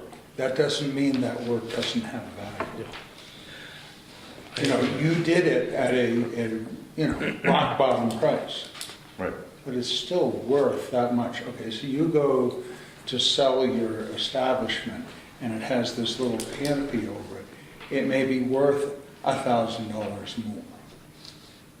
So really, your biggest expense of $75 for the permit. Okay, I understand. My house is being words, reassessed, but it also has value. which is being reassessed, Even if you did it out of all recycled wood that you got from the which is being transfer station. reassessed. And will... We guys are two different things there. Yeah. And I managed to kind of derail the Yeah. conversation, Yeah. which I think it's- apologize. This is an important discussion, I think, to have in order to, we want to sell this to the voters. We want the voters to vote for this. No, I guess we need to have a discussion. I guess what I'm trying to say is, I don't think we need to, in fact, I don't think we should specify this in this ordinance. I just want to make sure that people felt that the selectmen have the capability to set up a different fee structure. Okay, the other side of that is, should everybody in Jackson pay for that?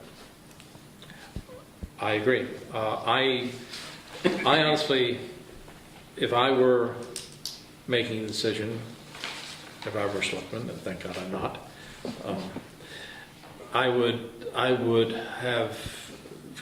would want a system where the fees that we charge would cover the cost. I mean, I'm agreeing with the premise of your question, but I'm not sure what you think, but You don't have to. I know.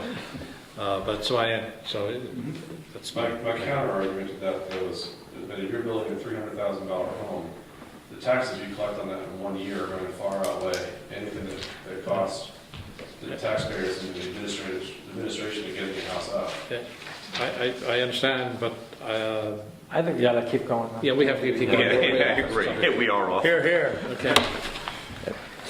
So 10 we've talked about. 11 is acting promptly. We've talked about this before. I think we're okay with. I have a question on 10 though. Does this make sense to say required to obtain a correct and complete permit, or complete, submit a completed correct permit? I think is that one and the same? Why don't we just say, shall be required to obtain a permit? Okay. I mean, if they get the permit, it's going to be. Yeah, it was the word correct and complete was. Yeah, correct and Let's just take out. Yeah. Okay, everybody fine with that? Yep. Yep. Okay. 11. Now, I know George has proposed Well, before. my that- point is, I referenced business days, which everyone works around, and I suggested 15 days for the regular permit. And 30 days for the non-residential and so forth. And my point is, the onus ought to be on the building inspector to get the job done, not the applicant to wait till he gets the job done. We've talked about this before. I know. And we settled with the 30 days. But I bring it up again because I think, time is money. But I think you have to allow a reason, I don't think 15 days is a reasonable amount of time. 15 business days. Okay, I don't think it's a reasonable. That's amount 3 of time. weeks. I think the state building code goes for 30 days, and I think. That's we should fine. do- The law says 30 days too. I think we have a consensus in I think state. we have Okay, trouble trying to fine. enforce 15 days. I like George's idea philosophically, but again, I think that's, And talking to Andy at least, Isn't the law 30 days anyway? it is, yeah. The law is 30 days. So it appears that But we can be the, more restrictive. Yeah, we can be. I'm just saying the argument for making it it restrictive. appears that the extension sentence at the very end of 11 was taken out by the attorney. Didn't you have that in our earlier versions? Did B leave you a copy? I'm still following. In the event that 30 days is determined by the building inspector to be insufficient, the time period may be extended by the building inspector for additional 30 days, an additional 30 days. So maybe Peter Mallia took that out for a reason. I don't know, I thought that was good to have in there. I think it's reasonable. Seems so to me. I don't know why he took it. He didn't explain that particular item. I'm pretty sure the law backs that up, so I'm not sure why I would have taken that either. Okay, so should we Maybe try you're to trying add to that back reconcile in? George's Let's idea. put it back in. If we add it back in and Peter Mallia takes it out again, Well, let's put a notation that we were adding it back in after his striking it. Leave it alone. Okay. Extension. 12. 12 looks good.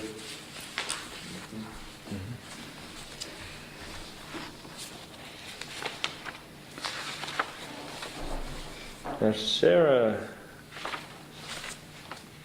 Now, 13 we discussed at the beginning. Frank brought that up. right now, I'm just looking Sarah, on Sarah's, I'm not sure exactly why. She has,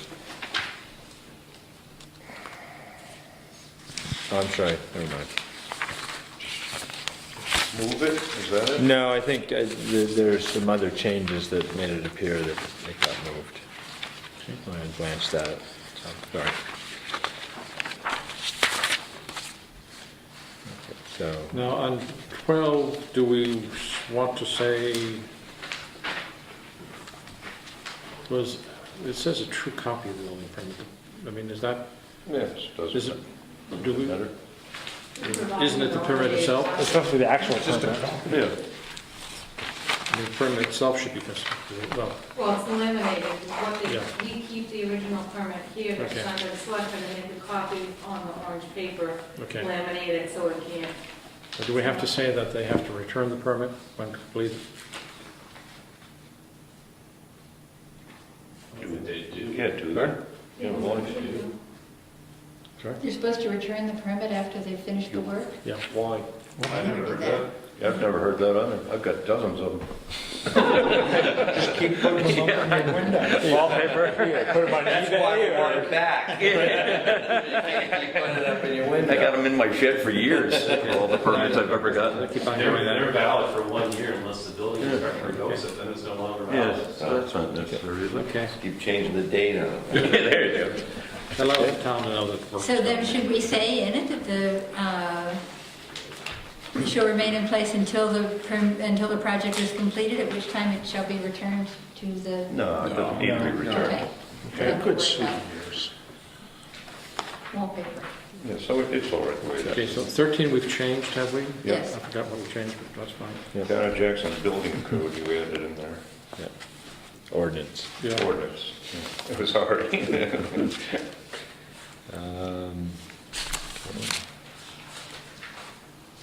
14, we've talked about. But does that make sense to the way it's written? 14?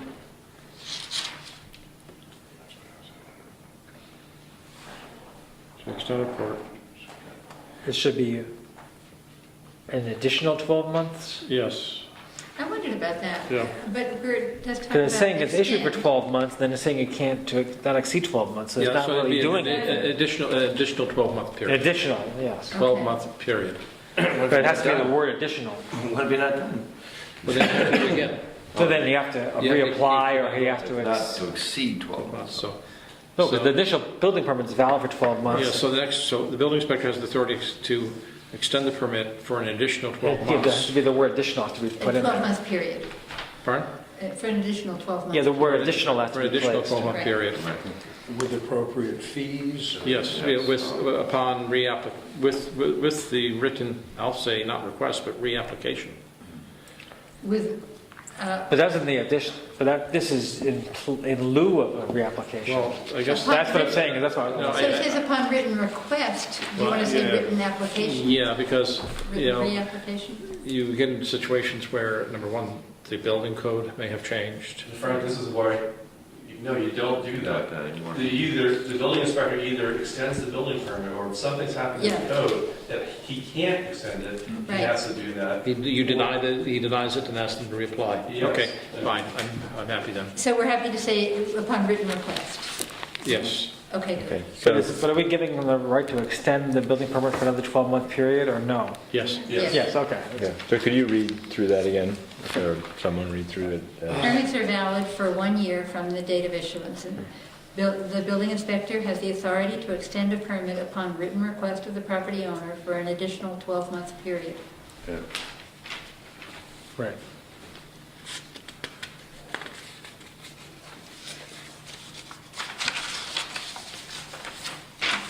We had a discussion on transfers, and I thought we decided they cannot be transferred. That's what it says here. without No, the it doesn't. approval of the And now it says without approval. but Oh, I We see. could just do away with without Yeah, approval. That was added by Sarah, I don't know why. I really do want the new owner to reapply and sign off on what they're doing. I think even Peter did specifically ask about that at one point, didn't he?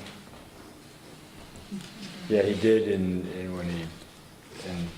because I remember making the point that it was so that we had, at least so that we had the new property owner's information on the application. Well, and I, And when we discussed it, we discussed, potentially if there was no change in the application or any additional work that would need to be done, then there wouldn't be any new fees charged in that situation. yeah, I think I'd go a little further. I'd say the selectmen have the authority to set what the fees might be for 1-year extensions, as well as fees for transferring a permit. Let's not do transfer, I don't think that makes sense at all. Pardon? I don't think we should. do Transfers don't make sense.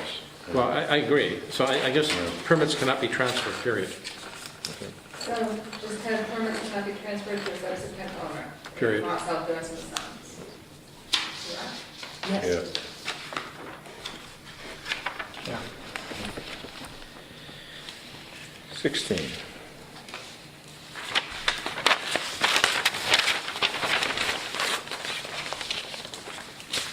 when we say in the first few words in the discharge of their duties, is that specific to the permitted work?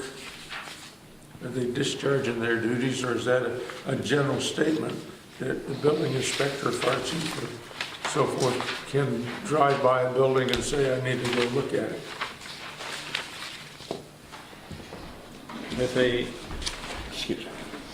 If the building inspector thinks the building has reason to believe the building is unsafe and in danger of collapse, then certainly I think I would argue he probably has the authority to seek to enter the building.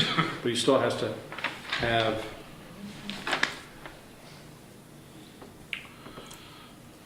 permission of the owner or leaseholder. Well, I just think it is, I don't, this there is, should be, if you're going to say I have, as an inspector, the authority to look at a building and say, I need to go look at it, I think there ought to be some correspondence that justifies what he's there for. well, yeah, he needs permission to begin with. No, why he's there. I think, No, I want to come because I don't think your building is safe. I think there ought to be some reason. But if you don't have a permit for anything, No. No, he's saying, what if there's a heavy snow load on the roof? It has nothing It's to do suspect. with the permit. It has to do with, I see a building that I think I need to look at. That's a transfer over from section 16 of the zoning ordinance. I've seen other towns lay out that whole thing a lot better. And I don't know, I think that's getting kind of overcomplicated with it, George, but I think that does spell out what can happen. And you could get more technical with it, it wouldn't hurt, but I don't know whether that's necessary for getting this thing through. there's also a lot of state law on this as well, about when they can and can't. And that's what. Oh, I understand. You can go into a building. There's laws that provide you to court action if necessary. Yeah.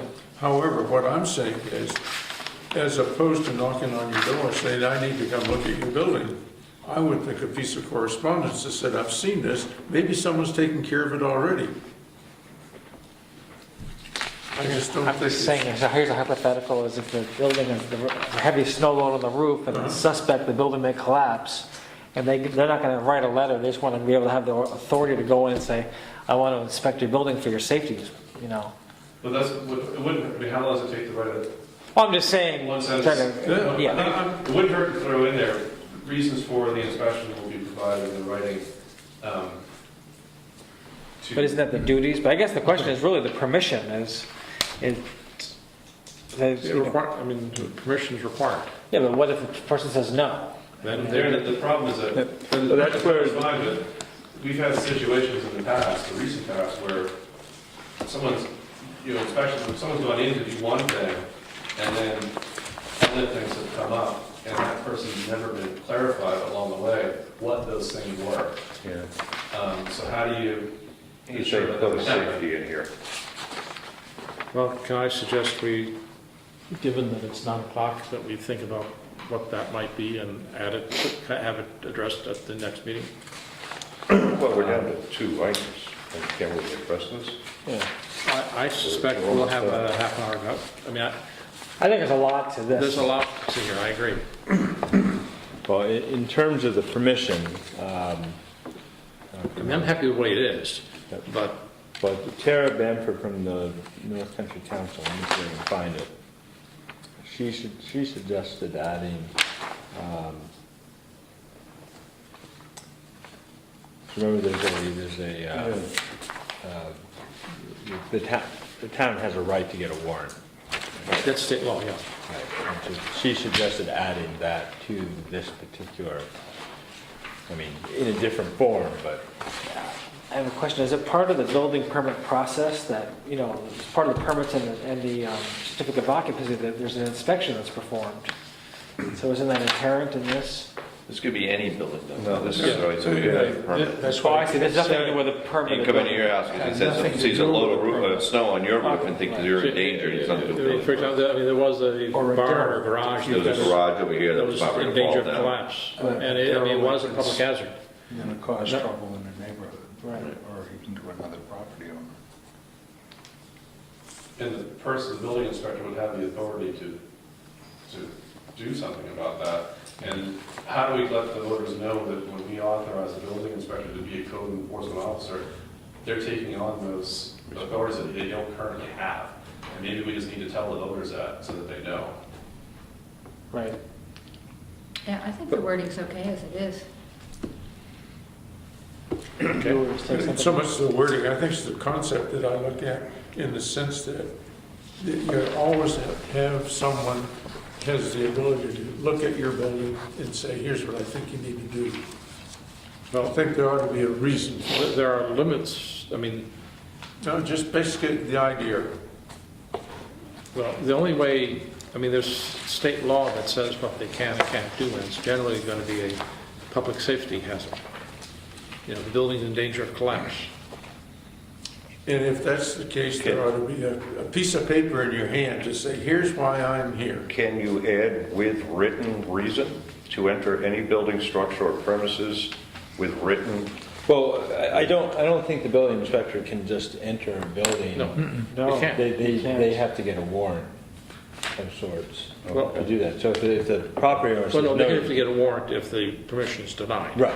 Okay. But I think what George is saying is, you know, if they're seeking permission, they should be able to Produce something in produce a writing, here's written. why I'm here's here. why. I don't have a I problem. think that would be part of his duties, I Yeah, would think. I I mean, don't- does it need to be in here? I don't know. I don't think so, but I don't mind having it. Well, George's wording I see is provided prior notices offered. I think that's okay too. Well, I don't think necessarily, well, prior notice for how long? Yeah. 5 minutes? I Well, mean, yeah, I mean, it could be, if you're the building inspector, you approach the house with a checklist in your hand or something or other saying, I'm concerned about this particular issue. Right now, here's my list. Yeah. Yeah. You know, as long as you have something in writing, at least it's documented, which I think is That's something exactly- important. Yeah. Okay. So what's the proposed change in language? You could even just say provided notice is, well, let's see, provided notice is offered. At the end of if any, comma, provided notice is offered. I mean, So the building inspector With shall appropriate supply. the difficulty with that is, it begs the question of how much advance notice. Yeah, So I think you're better off not saying that, and not just simply saying that with a written statement. with a written, that the building inspector has to provide a written, Pause. has to provide Cause or cause, reason. has to provide the reason for injury, for cause, Okay. has to provide I think written, that's fair. yeah, Yeah. Provide in writing the cause of the inspection. yeah. So we add, after coordinating, providing written cause or reason. Yeah. And providing, Within, The providing. building inspector shall provide. Don't you think you're getting away from inspections by Yeah. doing that, though? And that's just part of being a good citizen, if there's something wrong. I think you're complicating things by adding things to just what the building inspector does. Well, I mean, this is, I mean, I'm thinking in particular of the barn that was about to fall down. And the town, and The selectmen wrote. the selectman wrote a letter. What would have happened if that barn was close to another house or Some kids were playing in it. kids were playing? So, I mean, there needs to be a way to, the building inspector should be able to try to gain permission to look more closely at it if it's not obvious.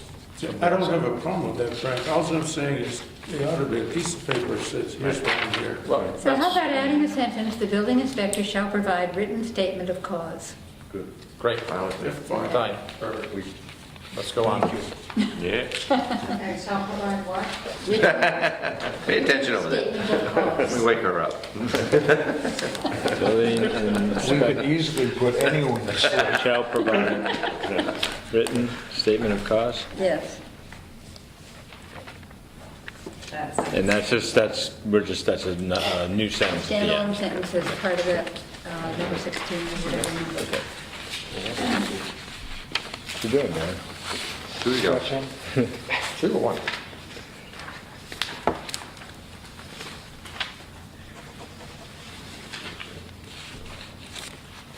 Seventeen's no brainer, right? 17, good. 17 and 18 look okay to me. Yeah.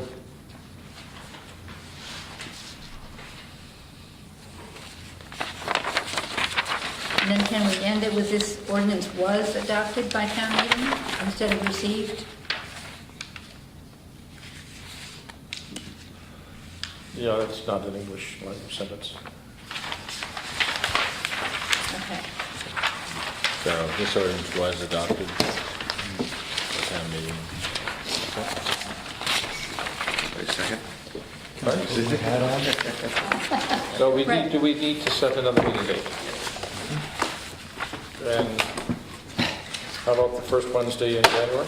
Well, yeah, we have, The 9th? Well, no. How about the first Thursday in January, January 3rd? Before we do that,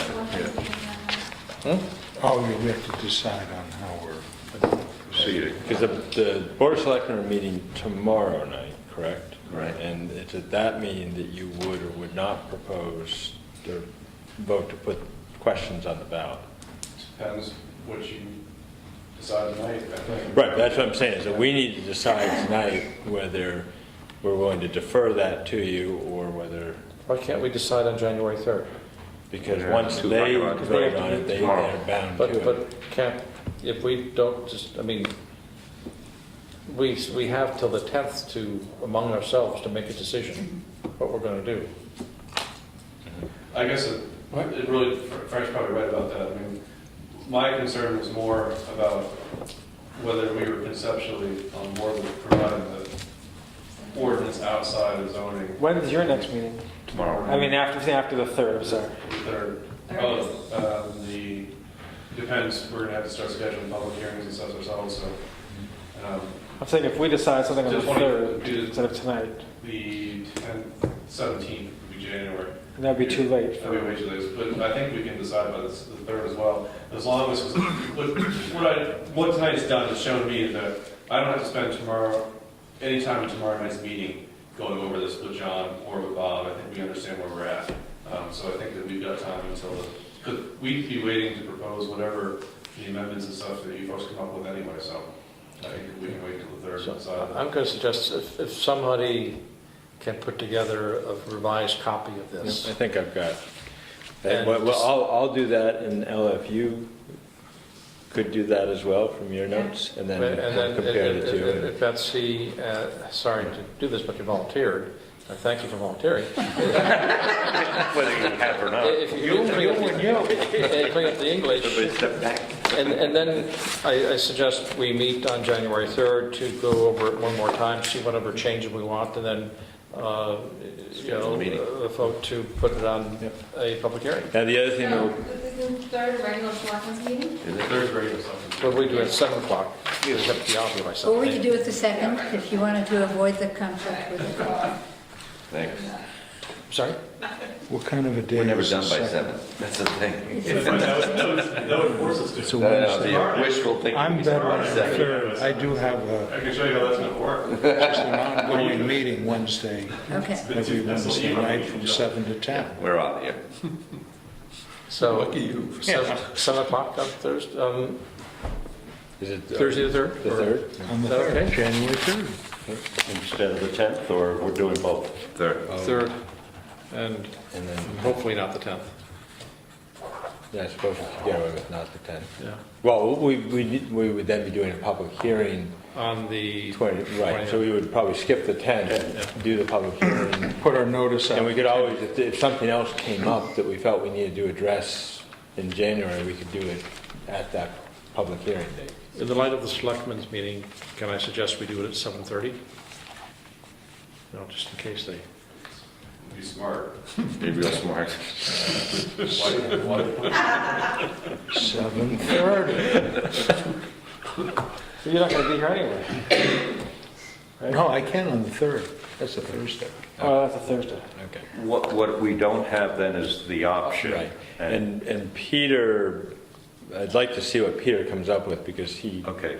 I'm confused by what he came up with. It doesn't, unless there's something like a paid, line break or something with a, No, he didn't. Somewhere, I right? think he was confused about what we were asking there. And I've got some suspicions on maybe that why he is. I'll try to talk to Peter sometime between now and the future, get that ironed out. but we should be able to get to that pretty quickly, I think. So what time do you want to be on the board? 7:30? Does that work for you? Later and later. Why would we make something We'll end it a half hour early. Why would we make something instead of? No, they start at 4:30, but they go for hours and hours. Get to a room above the Shenandoah. So we're going to decide. Nah, I've skipped dinner already. Yes. It's already done. And I think I said before, but when I talked to Peter, maybe I didn't. Peter didn't feel that there was any good reason for one board to sponsor it as opposed to the other board. He thought that was about equal. I think the best wording of all would be recommended by the selectmen and supported by the planning board, or supported by both the, It's proposed and then recommended. So is it we adjourned or? Proposed by the planning So board, proposed. recommended by the selectmen. yeah, We can discuss that for next. Is there, but it should be both. somebody move something on it? Motion to. But I mean, it'd be nice if it were both, so that people would know both groups support. We're trying to get out of here. Shut up, right? Do we have a motion to adjourn? You do. So moved. Second. Okay, so who moved in second? I'll just pick So Dick, I have a question for you. Dick, I have a question for you. This is random. I heard that this